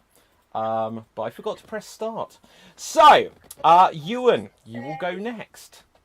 And the movie for you is going to be Spectre. The movie is Spectre. James Bond. Well, any James Bond will do. And here, you go. Hello, this is Spectre, but I'm in a tank. Even though I'm Scottish, I can't do a good Sean Connery, but you're stuck with it. So, the name's Bond, James Bond, shaken, not stirred. And, well, yeah, I was nearly in this film as the gamekeeper, apparently, but in this version I'm in it as Bond. So, Bond, oh my god, M's dead in this one. I'm thinking of Skyfall. Oh no. M is definitely dead. Oh, I'm in the Aston Martin. Yeah. Oh, we're in the mountains now. We're skiing. Oh my God. It is Blofeld. And we're in a distant layer of Blofelds in here. It's going to kill us. He's going to drill me with something. And no, Bond, no! Save me! And that is time. Well done, guys. Well done. So, well done. Do you know, so you're Scottish and you can't do a Sean Connery even though you're Scottish, whereas I can do a good impression of every English person in the country. So, Sean Connery, innit? What kind of actor are you, Ewan? yeah, come on, man. Yeah. I just loved it. It's like, I can't do a good Sean Connery even though I'm Scottish. Right, so that's everyone. We're going to go on to our next game. Audience, I asked you for suggestions of professions. But first I'm going to change what we're looking for in the suggestion box. Could you please now give us some unlikely stage names of professional wrestlers? So give us some unlikely and unusual stage names for professional wrestlers. Not real wrestlers' names, fake ones. And we will use them to inspire our next game, or maybe the one after. Let's have a look. We are going to play the game 99 blanks. We're going to do 99 blanks. The way this works. I'm drawing at the moment. Sorry? I'm drawing at the moment. I don't know any wrestlers' name. Oh, don't worry. You don't need to know the wrestlers' names. The audience will make some up for us. But let's have a look. The way this works is it's a joke-telling game. We're all going to tell jokes which will follow the pattern of 99 blanks walk into a bar and the barman says your punchline. You replace the word blanks with the name of the profession that I will tell you. So it'll be 99, name of profession, walk into a bar, and the barman says your punchline. Right, so let's have a look what we've got here. So if you have a joke, by the way, give me a wave, just so that we don't all come in at once. We have artists, as suggested by Drew Peacock on YouTube. Artists. So anyone on YouTube, let us know, is the sound delay fixed or is it not? But anyway, so 99 artists. Oh yes, go for it, Elkie. All right, I'm taking this as painter artist. As you 99 artists walk into a bar and the bartender says, "What can I get you?" And they say, just a little something to wet my whistler." Very good, Johnny. 99 artists walk into a bar and they say, "What do you want?" It's like, "Oh, nothing. I'm a bit of a mess." Okay, if anyone else, if you've got a joke, JD. 99 artists walk into a bar and the barman goes, "Oh, what can I get you?" And they go, "Oh, just something to wet our palate." Okay. 99 artists walk into a bar and they're already very drunk. The barman says, "What's going on here?" And they're like, "Tonight we're going to paint the town red." Right. Elkie. 99 artists walk into a bar and the bartender says, "What can I get you fellas?" And they say, "Whatever we can get for this Monet." Johnny. 99 artists walk into a bar. The bartender says, "What can I get you?" It's like, "An ambulance. I'm having an heart attack." Very good. Anyone else? 99 artists walk into a bar. The barman says, "Hang on a minute. You all seem a bit sketchy to me." So, Ewan. 99 artists walk into a bar. They're already quite drunk, so the barman doesn't serve them. He just gives them the brush off. Oh, damn it. That was my next joke. Right, JD, go for it. 99 artists walk into a bar and they all order a pint of water just to dip their brush in. Okay, Ewan. 99 artists walk into a bar. The barman says, "What would you like?" And they say, "Oh, that's easel. I'll have a pint." Very good. Elkie. 99 artists walk into a bar and the bartender says, "What can I get you?" And they say, "Oh, nothing. We're just canvassing the area." Very good, very good. Okay, let's change up what we're looking for. So let's have... Ooh, I don't think we've had this one before. Because it's not really a profession, but from Leslie Fitzpatrick, I'm willing to accept. 99 serial killers walk into a bar. My favourite profession, in fact. So 99 serial killers walk into a bar. Elkie. 99 serial killers walk into a bar. The bartender says, "What can I get you?" And they say, "Oh, no, we're just taking a stab at things." 99 serial killers walk into a bar. And the barman points at one and says, "What do you have to gain from being here?" Because Ed Gein was a serial killer. Anyway, Ewan. 99 serial killers walk into the bar. The barman says, "What do you want?" And the serial killer goes, "Take a wild shot." 99 serial killers walk into a bar and they start telling jokes and the barman says, "That one was a ripper." Ruth. 99 serial killers walk into a bar and they start telling jokes and the barman says, "Oh, you're killing me." Elkie, was that a wave? No. It was not. Anyone else? 99 serial killers walk into a bar. Let me see. Going once. Okay, Johnny. 99 serial killers walk into a bar. The barman says, "What do you want?" I was like, And the serial killer says, "Oh, just a bundle of fun, please, because of Ted Bundy." Okay. Okay, Ewan. 99 serial killers walk into a bar. The barman says, "What would you like to drink?" And they say, "You should know our poison." Aha. Elkie. 99. I choked on my spit. It's been poisoned. 99 serial killers walk into a bar and the bartender says, What can I get you? And they said, don't worry, we're just stalking someone. 99 serial killers walk into a bar and the barman serves them and gives them a bottle of wine, and one of them goes up and says, "Hang on, this is no good. This bottle of wine, it's got like a little boat in it. Why is there a boat in this bottle?" And the barman says, No, that's a ship, man. I got there in the end because Harold Shipman was a serial killer. Right, Johnny. 99 serial killers walk into the bar and they say, "What can I get you?" And they said, "Oh, some rosemary. But don't worry, I'm not going to drink it here. I'm going to go drink it on my patio." Oh, yeah, I get that too. Ewan.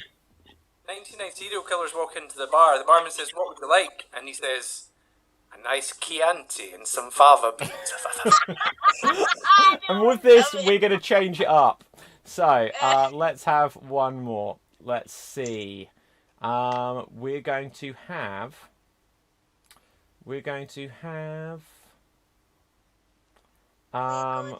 well, again, this isn't really a profession, but Lynn Kerry, let's see if we can work with this. If not, we'll change it up. We've got professional mermaids. Let's see if we can do anything with this. 99 mermaids walk into a bar. Johnny. 99 mermaids walk into a bar, and the barman says, "Can you hear that?" And the mermaid goes, "Oh yes, sorry, that's just my siren going off." Aha. 99 mermaids walk into a bar, and the barman says, "Look, 98 of you are allowed in, but no minors." And they go, "What do you mean? The Little Mermaid?" Right. Anyone else? Elkie. 99 mermaids walk into a bar and the bartender says, "What can I get you?" And they say, "Oh, just a splash of water." Yes. Love it. We may have gone through every mermaid reference, but still, let's see if there's any more. Okay, we'll change it up. So, let's have one last one then. One last one. And here we've got... No, that one's asking for trouble. So's that one. Audience, what are you suggesting? Right, okay, we're going to have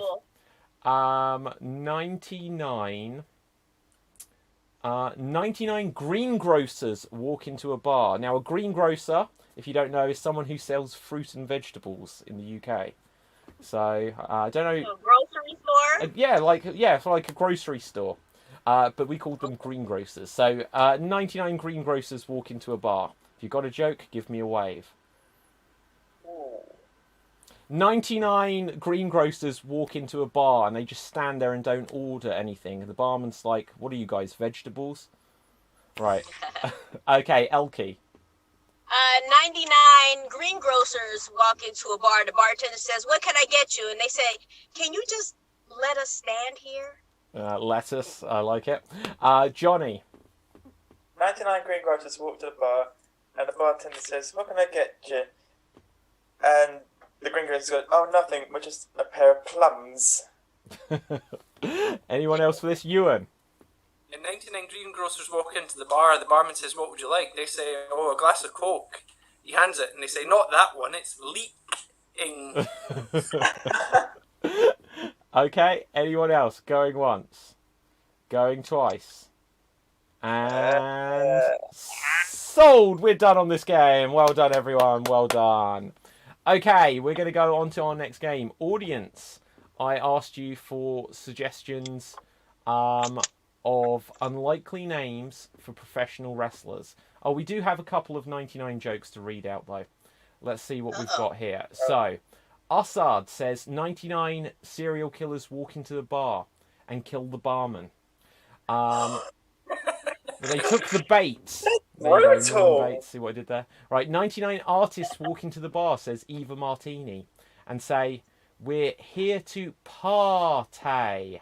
Gonna paint the town red tonight. Okay, similar joke to one we had earlier. I like it. Assad says 99 serial killers walk into a bar and they were all performers on Extreme Improv. Hashtag keep killing it, guys. Aha, like it. Hey! 99 barmaids. Right, 99 mermaids swim into a bar, says Assad.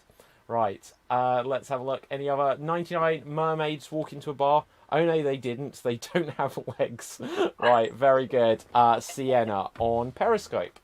So. That thing still? Periscope?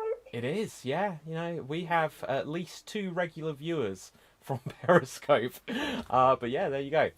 In fact, yeah, one of the cool things, I won't say who it is, we have someone who's quite famous who watches us on Periscope. And they've watched us loads of times. And they probably don't know that I know this, but now they know, because I know that I've let it out of the bag. Right, so, they probably won't watch it again though. Right, we're going to play the game Wrestlers. We're going to play the game Wrestlers, and the way this works is we are going to have our performers, and they are going to take on the personas as if they were professional wrestlers. They're going to be wrestlers with unlikely stage names, and they're going to use characteristics suggested by their stage name to describe why they will beat their opponents. So just if you haven't played this game before, in real life there is a wrestler called The Undertaker who might say that he's going to make his opponents rest in peace, because it's what an Undertaker might say.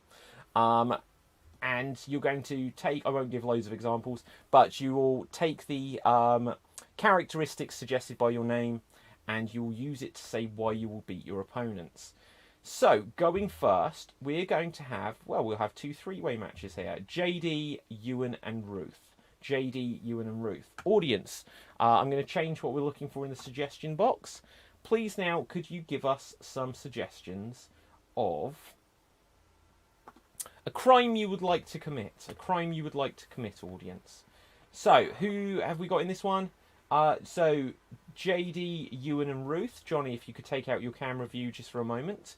I will assign some wrestler names to you guys. What Elkie? Sorry? Doesn't Elkie need to turn a camera off as well? Or... Oh, I can't see Elkie's camera. I turned it off. Elkie, Johnny can still see your camera. Dun dun dun. No, I just wondered because... No, what am I doing right now? Don't trust us. Don't tell. We don't want to know. Right. Okay. Let's find some character names for you. Frozen on his camera.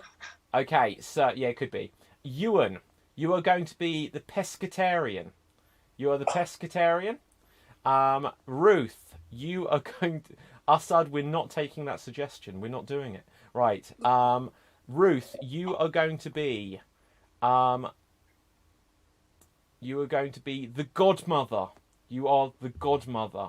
And JD, you are going to be the grand gossip. You are the grand gossip.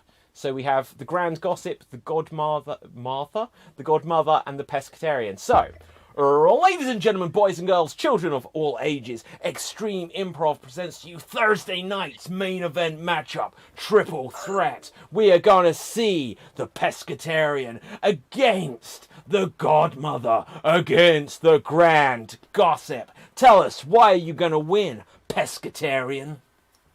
I'll tell you why, because I eat fish and I'm big and strong. And I'm gonna take a haddock and I'm gonna slap the godmother in the face until she's unconscious. And I'm gonna shove a cock down the other guy, the gossip. Gonna down his throat so he can't say another word about anyone again. And he's going down, he'll die of suffocation. This is killing my singing voice, by the way. That's all I gotta say. I think that's a win-win situation there. So, just for clarity, you're going to shove what down his throat? Carp. Okay. So, next up, we're going to come to, I forget the godmother. Please tell us, why are you going to win tonight? You see this pescatarian, he is a fish eater. He will lie with the fishes tonight. The fishes will nibble at his toes. They will suck on his bones. And as for that grand gossip, The grand gossip, you better not tell on me, because if you talk, I will shut your mouth. You will never talk again. After tonight, you will be with the fishes also, with the pescatarian. You will all be gone. Gone, and I will be the one who vanquishes and wins. Ha, ha, ha, ha, ha. Okay, last in this war of words, tell us, why are you going to be successful tonight? The grand gossip. I'll tell you later. Yeah, right. Well, the pescatarian. I heard a rumor that you actually eat meat and not just fish. And as for the godmother, I heard a rumor that you are not really Italian. So, and that's not all. That's not all. I hold a lot of cards. I hold a lot of cards because I'm the grand gossip. And gossiping is my name. Gossiping is my business, and business is good. Right, so now I've got that thing I need to tell you about. Come. Okay, so audience, it is now voting time. Who do you think won this war of words? Please put into the comments either the grand gossip, the godmother, or the pescatarian. And everyone else, come on back. We'll do another round of this in a second, but first of all, Kat, who do you think won this war of words? Oh, I definitely think JD with his gossip in there. I mean, he pretty much slam dunked both of the pescatarian and the godmother, I feel. Yeah, quite possibly. Johnny, who would you give it to? Oh, I would have to say JD, because the commitment in that, like the sassiness, like, and just everything was just pure perfection. Loved it. Okay. And Elkie, who would you go for? I don't know. I had to give it to is she Italian? I don't know what she is, but she looks like her breath stinks. Okay. And if she would just breathe on. You don't want to mess with the godmother. The pescatarian. He's dead. Okay, let's see what we've got. So, Sarah on Facebook says, the godmother won for that accent. We've also got the godmother for me, and I'm pooping myself. What? Okay, says Mike Rochburns. Okay, there we go. JD says Eva Martini.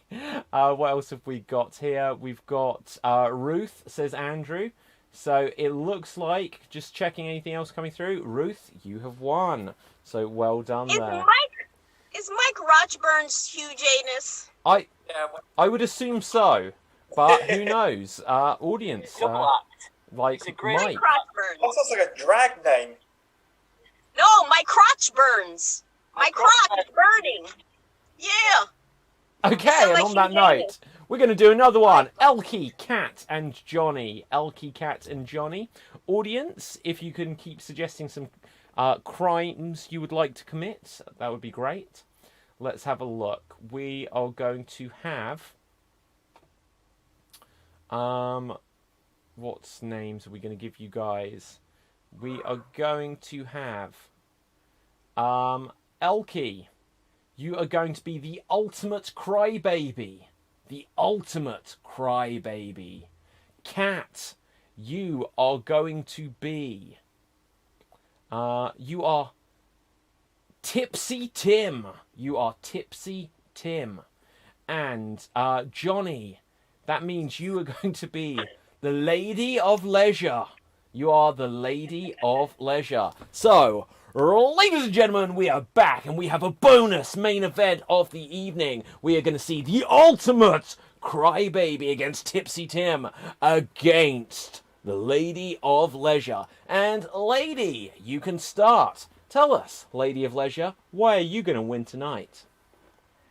I'm going to win because look at my hairy, lovely, succulent coconuts. I will seduce the competition and make sure that they'll be infatuated by my charm, that they will just lose and forget about everything. Period. Okay, so we can take that in two ways as well. So, next up, the ultimate crybaby. Why are you going to win? You know what? You know what? Forget you guys, because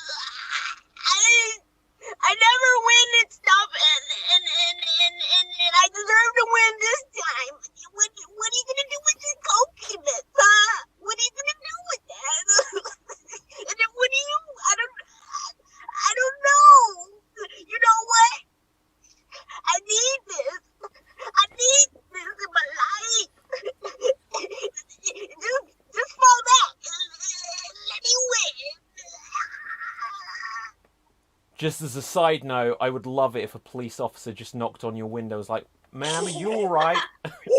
But we now need to hear why are you going to win from Tipsy Tim.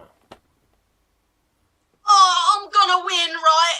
Because I've got a couple of bottles to smash over Crybaby and the girly one. I forgot his name. But you know, I've got a couple of bottles to smash over here, and I'm totally gonna win if I don't fall asleep first. Oh. Why would you say that? Okay, so, and there they are. Right, so, audience, everyone come on back. It is once again voting time. Who do you think won this war of words? Do you feel it was Tipsy Tim? Do you think it was the Crybaby? Or was it the Lady of Leisure? Put your votes into the comments section now, and we will see who won that round. But first, Ruth, who would you give it to here? Oh, I'm scared. I want to give her a handkerchief, really, but for me, it's that the ultimate crybaby. Oh my god! Okay, who would you vote for? Ewan. Yeah, Crybaby. Very good. Okay, and JD. I do want to vote for the Crybaby, but just so it's not a clean sweep, I'm gonna say Tipsy Tim. Okay. And let's have a look. So we've got votes for Elkie, Lady, Tipsy Tim, Elkie. Any more coming through, audience? It looks like it's going to be Elkie. 3, 2, 1. Elkie, you win. Well done. And Tipsy Tim. Right, so, and Crybaby Elkie. Votes still coming in, but I think Elkie way ahead there, so well done. Right, audience, we're going to go on to our next game. And our next game is going to be Number of Words. We're going to play the game Number of Words. And the way this works is we're going to have a scene which is going to have Ewan, it's going to have Elkie, and it's going to have Johnny in it. Ewan, Elkie, and Johnny, and you are each going to be assigned a number. And every time you speak, the sentence or line of dialogue you say has to be that number of words. Can't be any more, can't be any less. And once you've said that number of words, you can't speak again until someone else has done their number of words. Let's have a look for a crime. Let's have a look for a crime to inspire this. Never played it. Sorry? Never played this one before. You never played it? Oh, wow. Okay, I'm going to swap out Ewan. No, I'm joking. Right, let's have... the scenario is... we've got Burning Down the House from Lynn Kerry. So, like this song, I guess. So that is your scenario. And let's say Elkie, every time you speak, your sentence must have 5 words, no more, no less. Johnny. Better than 14. 14, right? You Johnny. gave me 14 words. Did you actually have to do that though? Yes. I went through with that. Yes. I'm sorry. Right, okay. Johnny, you have 3 words. And Ewan, you have 1 word. So 1 word, okay? And here you go. Fire! Where is it? Burning down the house now? Yep. Oh man, please don't start. Suffocating. Call the fireman. You're so dramatic, Rob. Bob. Hose. Put that away. It's offensive. Hose me down. Well, hold him down. Me. Scary. That thing is scary. Rob. Offensive. Not likely. You call it a hose. I'm a hoe. You guys are made together. Cupid. Fuck. Sorry. What's that now, you said? Cupid. You two should talk away. Not my Lemonade. type.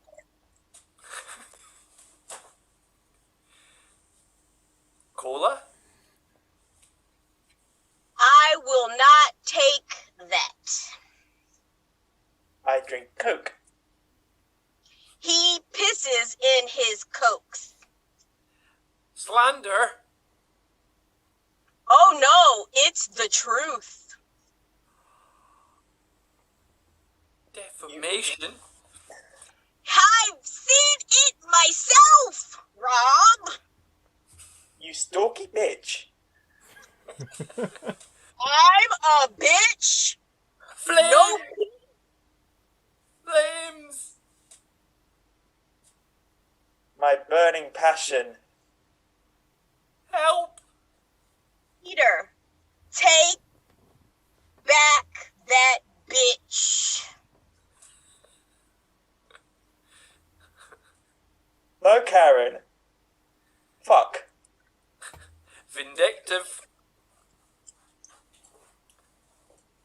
I did not come here. And scene. Well done. Okay, everyone come on back. Everyone come on back. Okay, so we are going to go on to our next game, and it will feature Ruth, it will feature JD, and it will feature Kat. So let's find out what you guys are going to do. You are going to play the game. Well, I'm going to join in as well, actually. We are going to play Alliteration Anarchy. And the way it works is in this scene, you can say anything you want. However, you have a goal to begin as many words as you can with a letter that you were assigned. So you can say anything, but your goal is to use the letter you've been assigned as many times as you can to start words. So let's have a look at a crime. Okay. Plagiarism, says Sarah. Plagiarism. Interesting. Interesting crime to demonstrate in an improv show. Right, so let's see what we can do with this. Ruth, please tell me when. When? Y. You must begin as many words as you can with the letter Y. Already I can tell this scene is going to go spectacular. Kat, please tell me when. Oh, guys, shall we do a do-over? Let's do a do-over. Right, everyone gets a do-over. Can't have I and Y. This is not going to go very well. Ruth, very quickly, tell me when. When? D. There we go. We're off to the races. Okay. Kat, tell me when.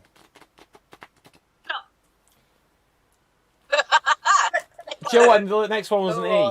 Do you want? Look, H. Look, Kat, this may be your second show. I'm not going to be this cruel. Right. JD, go on. Tell me when.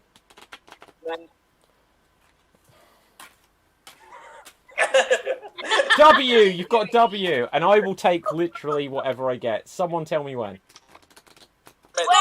When? Yes. R. Okay, so we've got our letters. We've got our letters. I feel in a kind mood tonight, guys, so I'm not going to be too cruel to anyone. Right, let's have a look. What's our scenario? Plagiarism.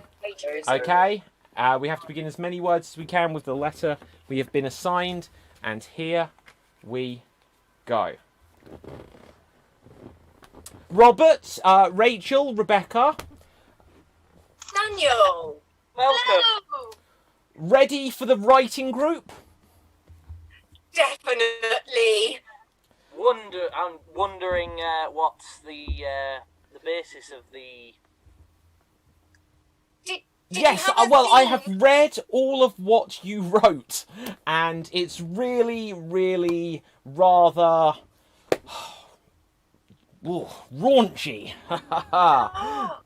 Ooh, discovering difficult destinations and, different depths. Who's won?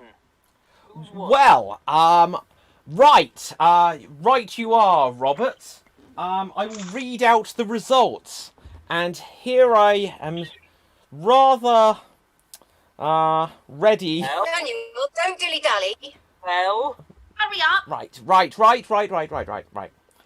So the winning one was written by myself, actually. And it's called Row, the Roberts. Sorry, that was a typo. I crossed that out there. So I wrote this. I know we discussed some themes of rowing down the river. What about my essay on wallabies wearing Wellington boots? Right, yes. Let's see. I just remembered I have a speech impediment. Wallabies. Oh, hang on. I'm doing it the wrong way around. Right. Ducky Duck had a speech Wallabies wearing Wellington boots will often wander. Right. Now, hang on a second. You say that. You didn't really say that. That's copying. That's plagiarism. Who would write things that aren't theirs? Not me. Not me at all. Rebecca? Rachel? Did you describe a deep poem? Rebecca? Rather. Definitely. The one about the Welling, Washington. The Washington Bell. Yes, that was rubbish. So I rewrote it, okay? I rewrote it. Oh. And yes, of course it is. I have the right. I'm a Republican. So. Why? What? Democrats should do that. Regional laws say that if I read it, then I wrote it. What about the thing that I wrote about the hat? Ruddy awful. Sorry, I didn't want to rip that one off. Disappointing. Yes. Wow. Definitely disappointing. But it was a hot hat. Look, these are the results, and I'm sticking to it. There'll be no recount. Oh, don't defy the destiny of the true Democrat. You deserve justice. And scene. Right. Well done. Okay, everyone, come on back. Everyone, come on back. Okay, audience. Please now give us suggestions of well-known characters from fiction or people from history, plus unusual things for them to do. So, well-known characters from fiction or people from history, plus unusual things for them to do. And we'll use that to inspire our finale game. We're going to have one quick buffer game in between, and we are going to, whilst we get these suggestions come through, and we are going to play, what are we going to play? We're going to play questions only. So in this scene, there will be 2 performers at any one time, and everything they say has to be a question. If they say anything that isn't a question, they're eliminated from the scene. Once again, if there's a long hesitation, they'll be eliminated from the scene, and if they have what I deem to be a circular conversation, they'll be eliminated from the scene. If they do particularly well, I may tag them out of the scene with a pat on the back, but otherwise, let's see what this is going to be about. We're going to have this scene as going to be about, we'll take another crime, and that's kind of counterfeiting, which is like plagiarism. Let's see if we've got something else. To leave the heating on full in my boss's office and break off the control knob. Oh, right. Okay. So you're going to make sure. Okay, so the boss has got his knob broken off on his on his heater. Starting us off. Sorry. Phrasing. I know, right? Right. So, starting us off, we're going to have Ruth, and we are going to have Kat. Ruth and Kat, you can start us off here. If everyone else takes out their camera view, here you go. Why is it so hot in here? Well, have you heard? Have I heard what? Have you heard about Rob? What did Rob do? Broke his knob. How did he break his knob? By the heater? Was that a question? Oh! Yeah, she didn't answer the question. No, it wasn't, was it? Yeah, it wasn't a question. So, Kat, you're eliminated. Could we please now have Johnny in? I need to say me. And continue. What's happened to the heating here? It's... Oh, wait. Before you say it's, questions only, remember. Make sure it's a question. First time, I'm feeling a kind mood. Give it a go. Do you know? Do I know what? Do you know what's happened to the heating here? Do I look like I'm made out of money? What did you say? Do I look like I'm made out of money? Can you talk more clearly? Did I stutter? Did I hear you right? You're Ruth, I'm going to say you're out for hesitation. Are you having trouble hearing us? I was having trouble hearing Johnny then, yes. Oh, I could hear him fine. But just in the interest of moving on, Ruth, I'll say you're eliminated. And can we please have Elkie in? And continue. Did you call for me? Why Did you call would you think? Why would you think that? You didn't call for me? Why would I? Are we not friends? Are we meant to be? Are you breaking up our friendship? Did we have one in the first place? Why are you being so cruel to me right now? Because I feel like it. Oh! It wasn't quite a question. So, Johnny, you are eliminated. Could we please now have Ewan in? Why are you crying? Did you not hear? Have you found the knob yet? Am I not worthy of friendship? Do you think you are? Do I look unworthy? Have you bought many gifts recently? Does it look like I bought any gifts? What time is it? Do I look like I got a watch on my wrist? Why am I sweating? Why am I not sweating? Where is your van? Where's my ex-friend? Why do you care about him? Don't you need friends to survive? Why do you need more than food and water to survive? Are you being cruel to me right now? Are you being aggressive right now? Do I look like I'm being aggressive with you right now? Do you look like you're being calm? Do you want a punch in the face? Do you want to find out why the heating's broken in this place? Does it look like I care about the fucking heating? Are you having a nervous breakdown? Doesn't it look like I'm having a nervous breakdown? Where are your pills? Where is your face? Where is my protective shield? Why don't you leave? What is your problem. What is your problem? When are you leaving this office? Am I the one that came in first or second? Where is the nearest mental institution?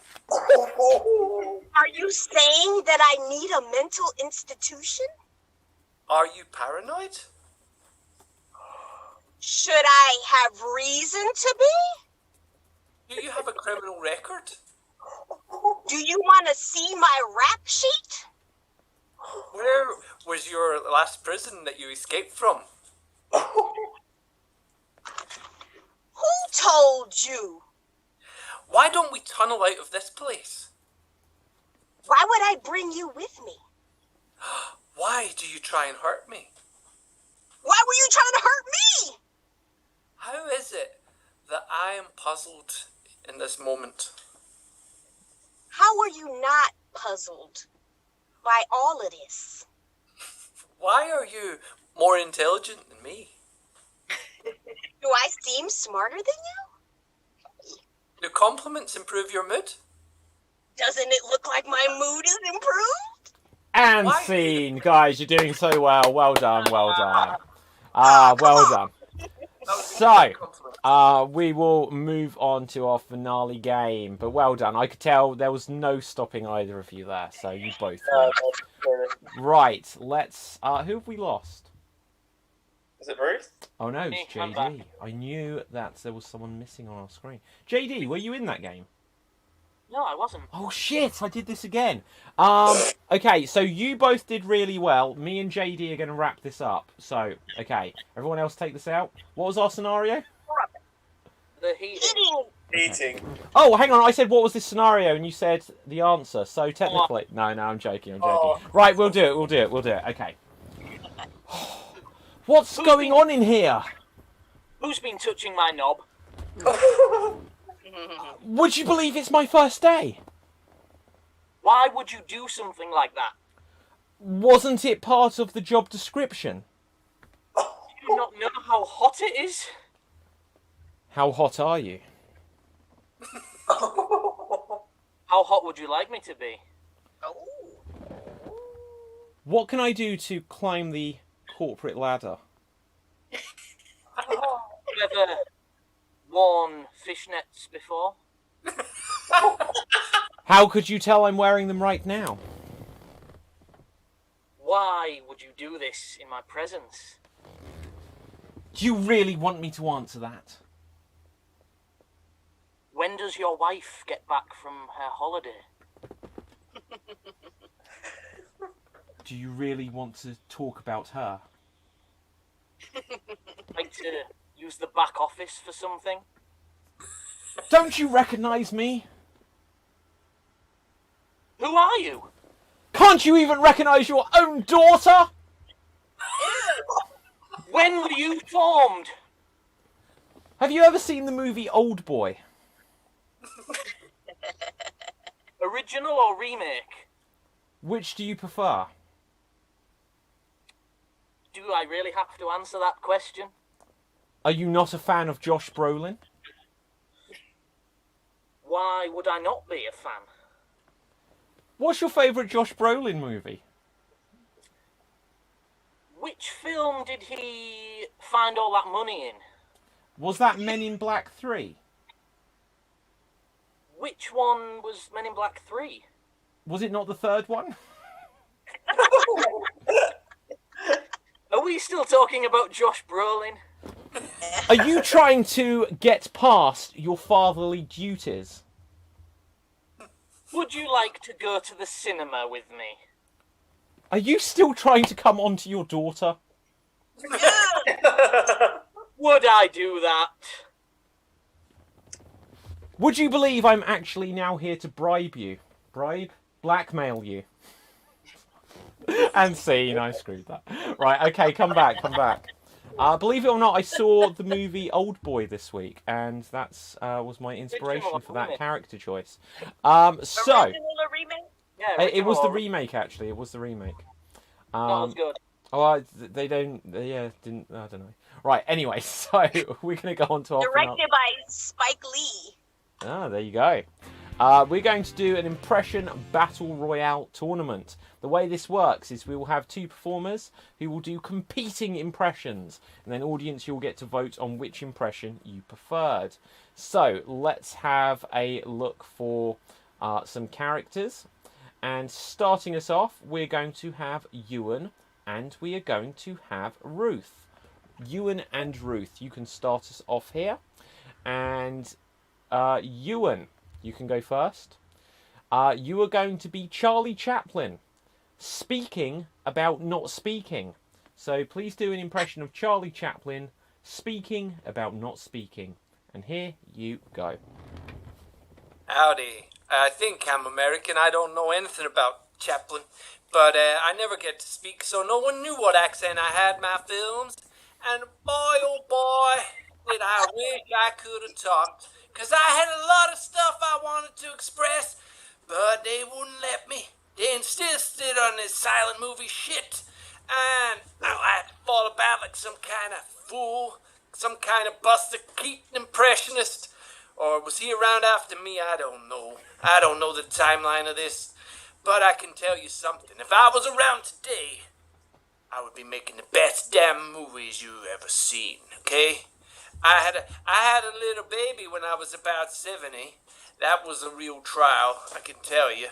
But my family is still roaming around. They could be in films for all I know, 'cause I'm not here anymore. And, well, I think that's about it. And scene. Well done, well done. Fun fact, he was English. Charlie Chaplin is English. But obviously, all of his big films, he was made in America. So, who is up next? Ruth. No. Elkie. Who? Ruth? Oh, it's Ruth. No, it's me. It's me. Yes, Ruth. You are going Everybody else close the camera. Okay. Ruth, you are going to be Dr. Evil, getting fitted for a wedding dress. You are Dr. Evil. You are getting fitted for a wedding dress. And here you go. So, is this the latest fashion for the wedding dress? I think it is a little grey, even for me, for a wedding dress. What are you doing at the back there? Come out from there. Come out from there. Oh, no, get away from me. Get away. Oh, I see. Oh, it's a nice long train. Oh, I like this. This is nice. Now, will you give me the veil to go with it? Huh? Yes, so that I look very mysterious, so that no one will know that it's me, Dr. Evil. But let me see what the veil looks like. Come, don't be scared. Come. Oh, they all flee from me. I want to have the most beautiful wedding dress that has ever been. I want to be the best dressed evil in the world on my wedding day. What is that? What is that you bring me? You bring me a skirt to go over the skirt that I'm already wearing? Why? How many skirts do I have to wear? How many skirts? And scene. Well done. I love the Bulgarian remake of Austin Powers. It's amazing. Oh, of course. Hey, who were you doing? Ruth, come back. Don't hide. Now you know who it... There we go. Okay, so audience, it is voting time. Who do you vote for there? Did you think that Ruth was freaking amazing, and will you give her 1 million votes? Or are you going to vote for the tramp? And sorry, I forgot, what was your character? Oh no, I mean Charlie Chaplin, who played the tramp. Sorry. Charlie Chaplin hair at the moment. You do. Beautiful. There we go. He really does. Charlie Chaplin, as played by... I love it if you actually get cast as Charlie Chaplin in a biopic now. Right. Ewan Henderson actor on YouTube, or do you vote for Ruth as Dr. Evil? JD, who would you vote for? Oh, that was both tough. They were both really good. But I'd have to go for Texas Charlie Chaplin, I think, for that one. Okay, and who would you go for? Cat. Again, I thought it was really tough, but I'm gonna go for Ruth with the whole. I quite liked this. I really like that. That's Okay, Johnny, who would you vote for? Oh, it was so difficult. It was too tough.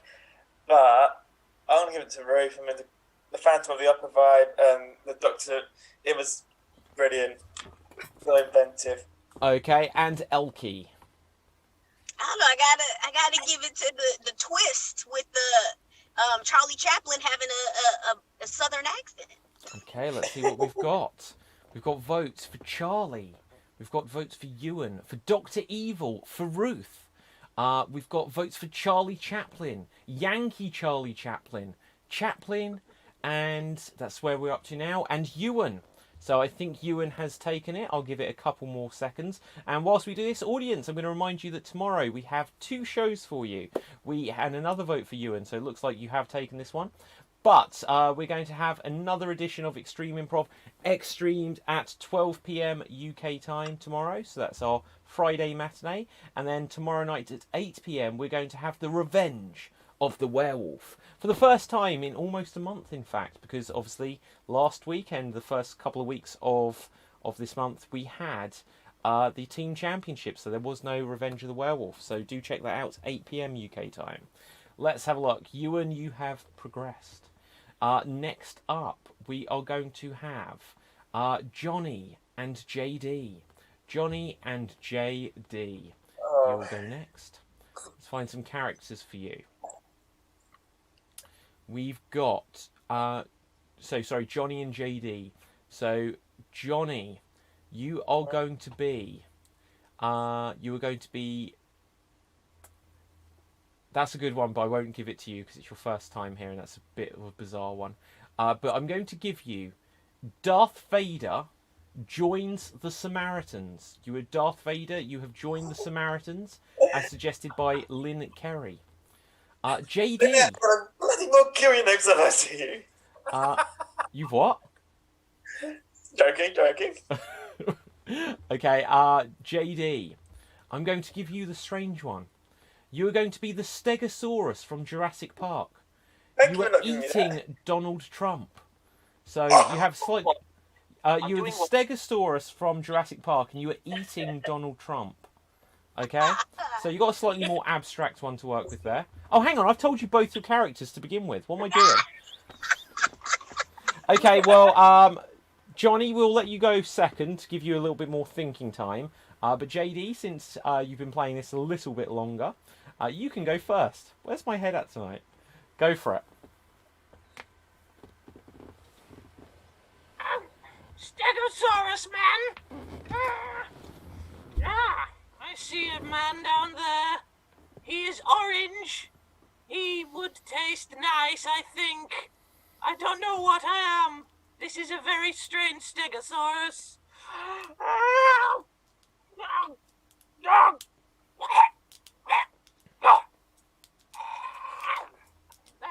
His hair got caught in my throat. That was a very, very, very not a nice thing to taste, but I'm going to carry on eating him. It tastes of racism and bigotry. And scene. Well done, well done. Taste of racism and bigotry. My favourite flavour from Ben & Jerry's this year. Right, so... no, my least favourite flavour, I should say. Okay, Johnny, you know who you are. You are Darth Vader. You have joined the Samaritans. And here you go.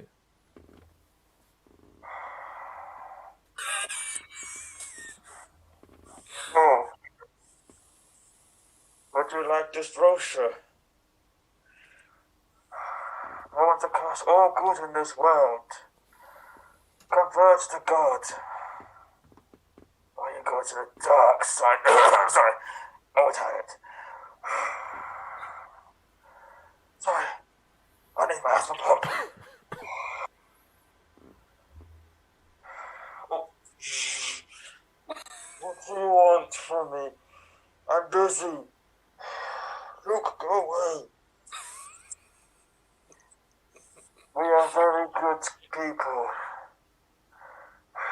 So, do you want to come and join our cult? Do you want to join us? Join us. Okay, and scene. Well done there. Well done, Johnny. So, audience, it is voting time. Who would you give this to? Would you give it to the Stegosaurus, who, this is just quite a funny comment here. May as well read it out. Is the Stegosaurus high on Trump's hairspray? Right. Or would you give it to Anakin Skywalker, who perhaps needed to join the Samaritans back then? Kat, who would you vote for here?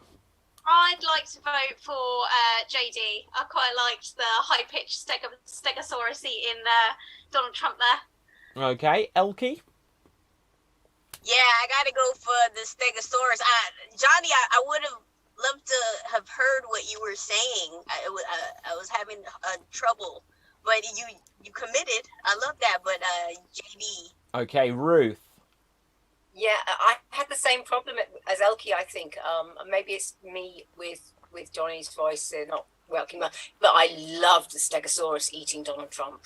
Okay, and Ewan? It was close. It was. I liked the Darth, but yeah, I give it to JD this time. Okay, let's see. So we've got JD, Johnny, Darth Vader, JD. Any more coming through? Johnny and JD. At this stage, I'm going to say, JD, you have taken it. Well done, well done. That's fair enough. So, that leaves us with myself, Elkie, and Kat. Myself, Elkie, and Kat. Can everyone suggest a character for me? I will go first. Dumbo. Excellent. But could you suggest a character? No, okay, right. Dumbo doing what? Auditioning for Taken. I love it. Okay. Here I go. Okay, so Mrs. Jumbo is my mother, and you have her, and if you let her go, I will not come looking for you. I will not come after you, and that will be the end of the matter. But I should warn you, I am an elephant, and I have a very particular set of skills, and a feather. And I can make life a nightmare for people like you. I can't remember the movie. And that's me done. Right, so... Oh, shit, I literally couldn't remember anything. Have a Little Whistle, I think, is in that film. So, I don't know. Right, Kat, let's find a character for you. Also, he doesn't have a voice. Right, so, anyway. That's what I was thinking, there's double talk. No, but we had Charlie Chaplin earlier, so... Right. It's Mickey Mouse. Yeah, that was closer to Mickey Mouse. Right, so, who's going very next? long memories as well. Sorry, Kat, I said, didn't I? Okay, Kat, you are going to be... you are going to be Doctor Who revealing his real name. You are Doctor Who, or her, I guess as it is, but they said his. But Doctor Who revealing their real name. And here... Shall I be the him or? Whichever version you want. Whichever version. Go for it. Here I am, and I've got something to tell you. My real name is not Doctor Who. It's Doctor Bollocks. I'm really sorry. I'm just really embarrassed about them, and that's why I've had to tell you. And I thought I'd get it out there because all the aliens laugh at me usually. And this is actually my sonic screwdriver. They're actually a pair of glasses. They're to hide my shame for being called Dr. Bollocks. Yeah, so I'm I'm really embarrassed, and all the aliens laugh at me, and I really hope we can still work together. To the person who is going to be my next associate next. I just had to get that off my chest. Okay, thank you very much, Kat. That was nuts. But next up, we're going to have Elkie. Let's find a character for you. You are going to be Daisy Duke nowadays. You are Daisy Duke nowadays. And here you go. Hey, everybody.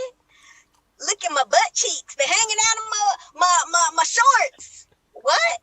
What are you, a slut? What? How dare you? How dare you? Oh, no. Hey, boys, you hear what they're calling me? You agree? What? Well, these are fashionable.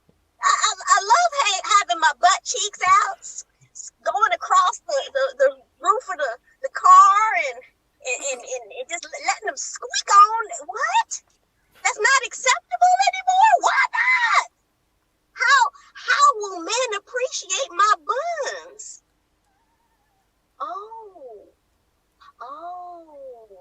Oh, they want, okay. Well, I'm not very bright. All I had was my ass. Well, what else can I show them? Can I show breasts? Because I got, no? Okay. Well, you're leaving me with less options. I don't have a lot of options. All right, what about one butt cheek? No? Okay. What's me too? What's that? Okay, and scene. Well done. So, audience, it is now voting time. Are you going to vote for the good old boys, if you catch my drift? Which is a reference to the intro song of... No? Anyway. Right, so you're going to vote for Elkie as Daisy Duke. Are you going to vote for Kat? Was she the doctor with the right medicine who will ask you to cough? Or are you going to vote for this Dumbo, aka me? But I forget the character name. So, who are you going to vote for? Ewan, who do you vote for here? I vote for Daisy Duke. Okay. Johnny, who would you give this to? It's gotta be Dr. Bollocks for me. Okay. JD?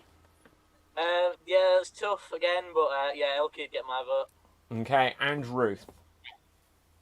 Well, I hate to disappoint an elephant, but yeah, I think for me, it's Elkie. It's Daisy Dukes. Okay, let's have a look what we've got. We've got Disappoint Elkie. an elephant. Well, Dumbo. Yeah, Dumbo. Right, we have Elkie, we have another Elkie, a fourth Elkie, a sixth Elkie. I'm just skipping these in twos now. We have a cat. We have Elkie gets my vote with her crop top and denim shorts, says Mike Rochburns. Let's have a look. Elkie, I'm in the ballpark, says Janie. I don't know what that's meant to mean. Is that a reference to anything? Dr. Bullocks? I see. Another vote for Kat. Obviously, there was an internet issue and you've missed my performance tonight, guys. Right, Elkie, you win. Well done. I didn't get a vote. And another one for Kat. But Elkie, you won that. So well done, guys. So we should have three finalists now. We have Elkie, we have Ewan, and we have JD. Elkie, Ewan, and JD. We'll have a finale. And let's see who we've got here. First of all, let's go for JD. Audience, you may need to give us one or two more characters just so I don't have to search for them. So, JD, you are going to be Oda Mae Brown from Ghost. Okay, so Whoopi Goldberg's character from Ghost. Selling ice cream on a street corner. You are Oda Mae Brown. I love the movie Ghost. You are selling ice cream on a street corner. And here you go. Hey, kids! You want to buy some ice cream?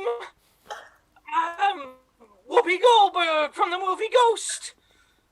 Then you want to come and buy vanilla? I got vanilla.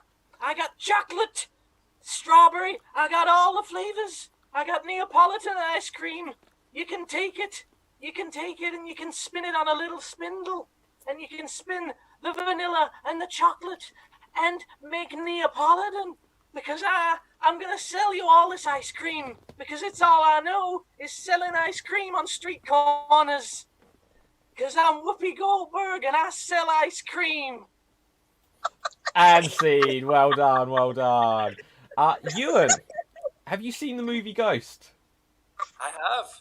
Oh no, not Ewan. I mean JD. What is wrong with my head? Okay. What's so brilliant is I looked at JD when I said it, but I said your name, and then the voice came out, and my son was like, he didn't move his mouth. Okay, Elkie, you will go next. Okay. You are going to be.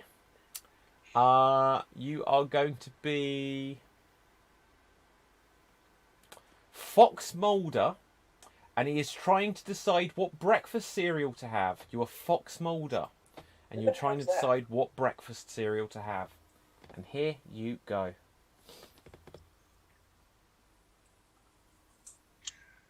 So, there's cornflakes.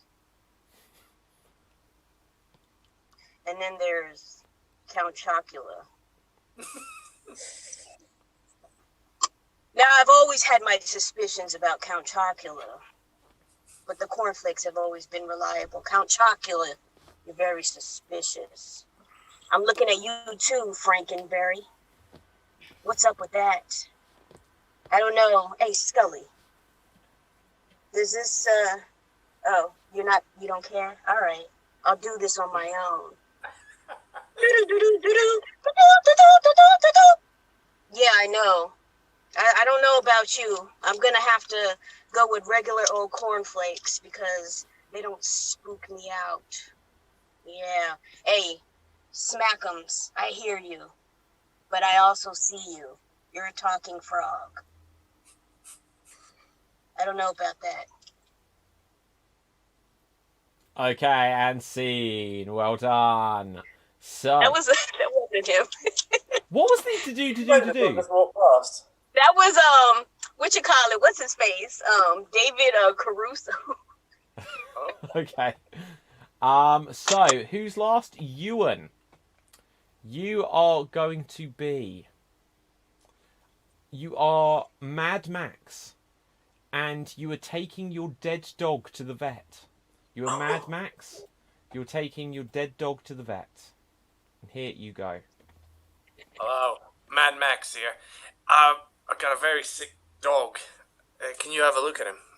I think he's not dead, is he? No, he's not dead. He can't be dead. Or I'm gonna go out in a mad rampage and I'm gonna kill everyone. And I'm gonna shoot them. And I'm gonna rip the necks open. And I'm gonna go to the Thunderdome with Tina Turner.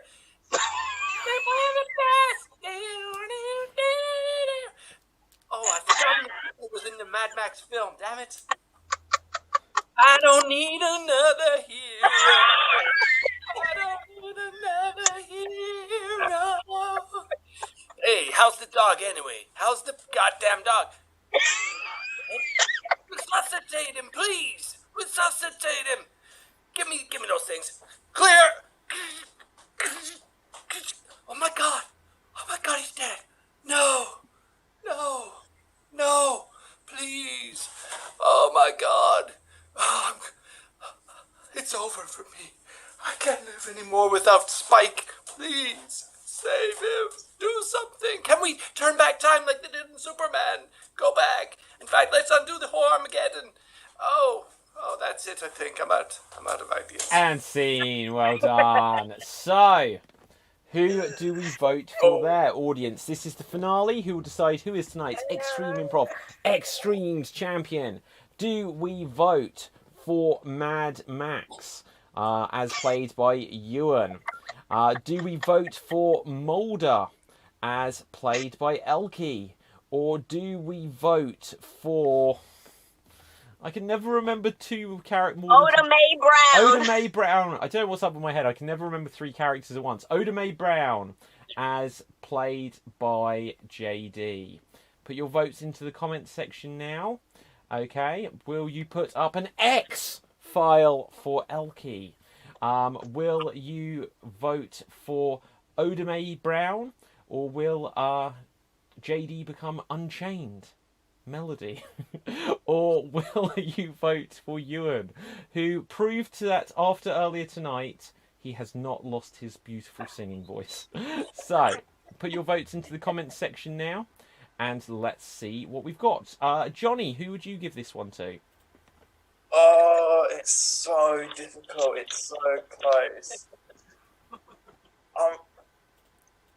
I'm gonna say Ewan, just simply for the Tina Turner reference. Ooh, controversial. Ruth, who would you vote for here? It is a really tough call, but I have to go with Elke's Mulder with just a sheer range of cereals, basically. Okay, and Kat, who would you vote for here? Again, yeah, I think it's a really tough call. Ewan, I really liked your Tina Turner references. I thought that was phenomenal. Yeah, I'm gonna go with Ewan. Ewan, actually, yeah. Okay, let's go over to the comments section and see what we've got coming through. So, we have got votes coming in. We have got Evan returns, so we have a vote for Evan. We have a vote for JD, a vote for Elkie. I missed Elkie's, says Marty Gordon, who was last night's champion, actually. We've got a vote for JD. We've got a vote for Ewan. We have a... No, wait. Oh, it's a double vote, but both times it said Evan. So that's too much of a coincidence. Ewan's impressions are the best, says Marty. Elkie, for me, she has the X-Files factor, says Mike Rochburns. And then we've got Daniel. Okay, so Daniel, it's okay. We've said Evan. You can only vote once. 3 times. 3 times. The Gallant Hero says Elkie. Biddy says Ewan. Oh, this is close, isn't it? So let's. Okay, I'll rattle them off again. Help me count, guys. Ewan, Elkie, Evan, JD, Elkie, Ewan, and Elkie. Where are we up to? 3 for Elkie, 4 for Ewan, and I think it was 1 or 2 for JD. Okay, how many did you have, Ewan, specifically? He's got 4. 4. Another one has come through for Elkie, just as we've said this. So I'm going to give a 5-second countdown and see if anything else comes up. And if not, we'll have a tiebreaker. Biscuit versus Biscuit. I love them both, says Marty Gordon. Well, here we go. 5. Audience, you need to get a vote in now. 4. Princess Diva says Elkie. I will count down 3. Elkie's in the lead. 2. 1. And Elkie, you are today's Extreme Improv XStreamed champion. Well done. So, brilliant stuff. There you go. Mulder wins it with the glasses and all. Okay, so, audience, any final comments you've got, put into the comments section now. We'll read them out at the end. But let's find out where we can find all of our performers tonight on social media. Starting with Ruth, where can the people find you? I can be found at Twitter at Ruth Curtis Acts. That's my website, is www.ruthcurtis.co.uk, or find my company, royale.co.uk, and look at In Production and see that I'm performing live at the Place in the Isle of Dogs on the 9th and 10th of December. But I'll also be back here tomorrow for the matinee show. Certainly. Next up, JD, where can the people find you? You can find me on all good social media. Twitter is at j_Dakota4, and I'm on Instagram at Dakota.Ramon. Okie dokie. Johnny, where can the people find you? You can find me on Twitter at JohnnyMCow96 and on Instagram JohnnyMCow1996. Okay, thank you so much. Ewan, where can the people find you? Well, I'm on. There's actually an Evan Henderson on IMDb. I'll just tell you that. But anyway, I'm on YouTube. Ewan Henderson Actor. I'm trying to get to 52 subscribers, and if I get there, I'm going to do a celebration video. Ooh. So, and all I can remember. Okay. Who haven't I asked? Myself. Okay, so my name is David Pustansky. You can find me on Facebook, Instagram, and Twitter at David Pustansky, which is spelt Pustansky. You can also pick up a copy of the Extreme Improv Big Book of Improv Games, which tells you how to play all of the games we've played on the show tonight, plus so many more. You can get that on Amazon all around the world, as a paperback or Kindle edition. Next up, Kat, where can the people find you? You can find me at Bonsai Cat on Instagram, or you can find me on Facebook, which is Kat Pearson. Okay, lovely jubbly. And our Extreme Improv XStreamed champion of this night, Elkie, where can the people find you? Oh, I'm muted. Hello! Hi! I won! Thank you, everybody who voted for me. You can find me at Elkie TV. It says it down there, ELKETV. On Facebook, Twitter, Instagram, TikTok, the moon. Amazing. And I'll be at Werewolf tomorrow. Fabulous. So, let's have a look at the comments section, and we have, yay, Elkie, says Marty Gordon. Well played, everyone, says Mike Rochburns. And Elkie, you can now pull out of that drive-through McDonald's. So, I'm in a residential area. There's definitely going to be there's this woman who's just talking to herself in the car. And she's crying, for God's sake, someone help her. Right. You guys didn't see the kids playing? I wasn't paying attention to the children behind your car. But anyway, top entertainment from everyone. Cheers, says Daniel Hill. So with that, everyone, thank you so much. We do have more shows tomorrow, as we have shows every week. For Extreme Improv, do take a moment, head over to youtube.com/Extreme Improv and smash that subscribe button. And the announcement I didn't make yesterday, I'm going to make soon, but not tonight. So, watch out for that tease again. Right, everyone, stay safe and stay extremed. Bye, everyone. Bye. And we are off the air.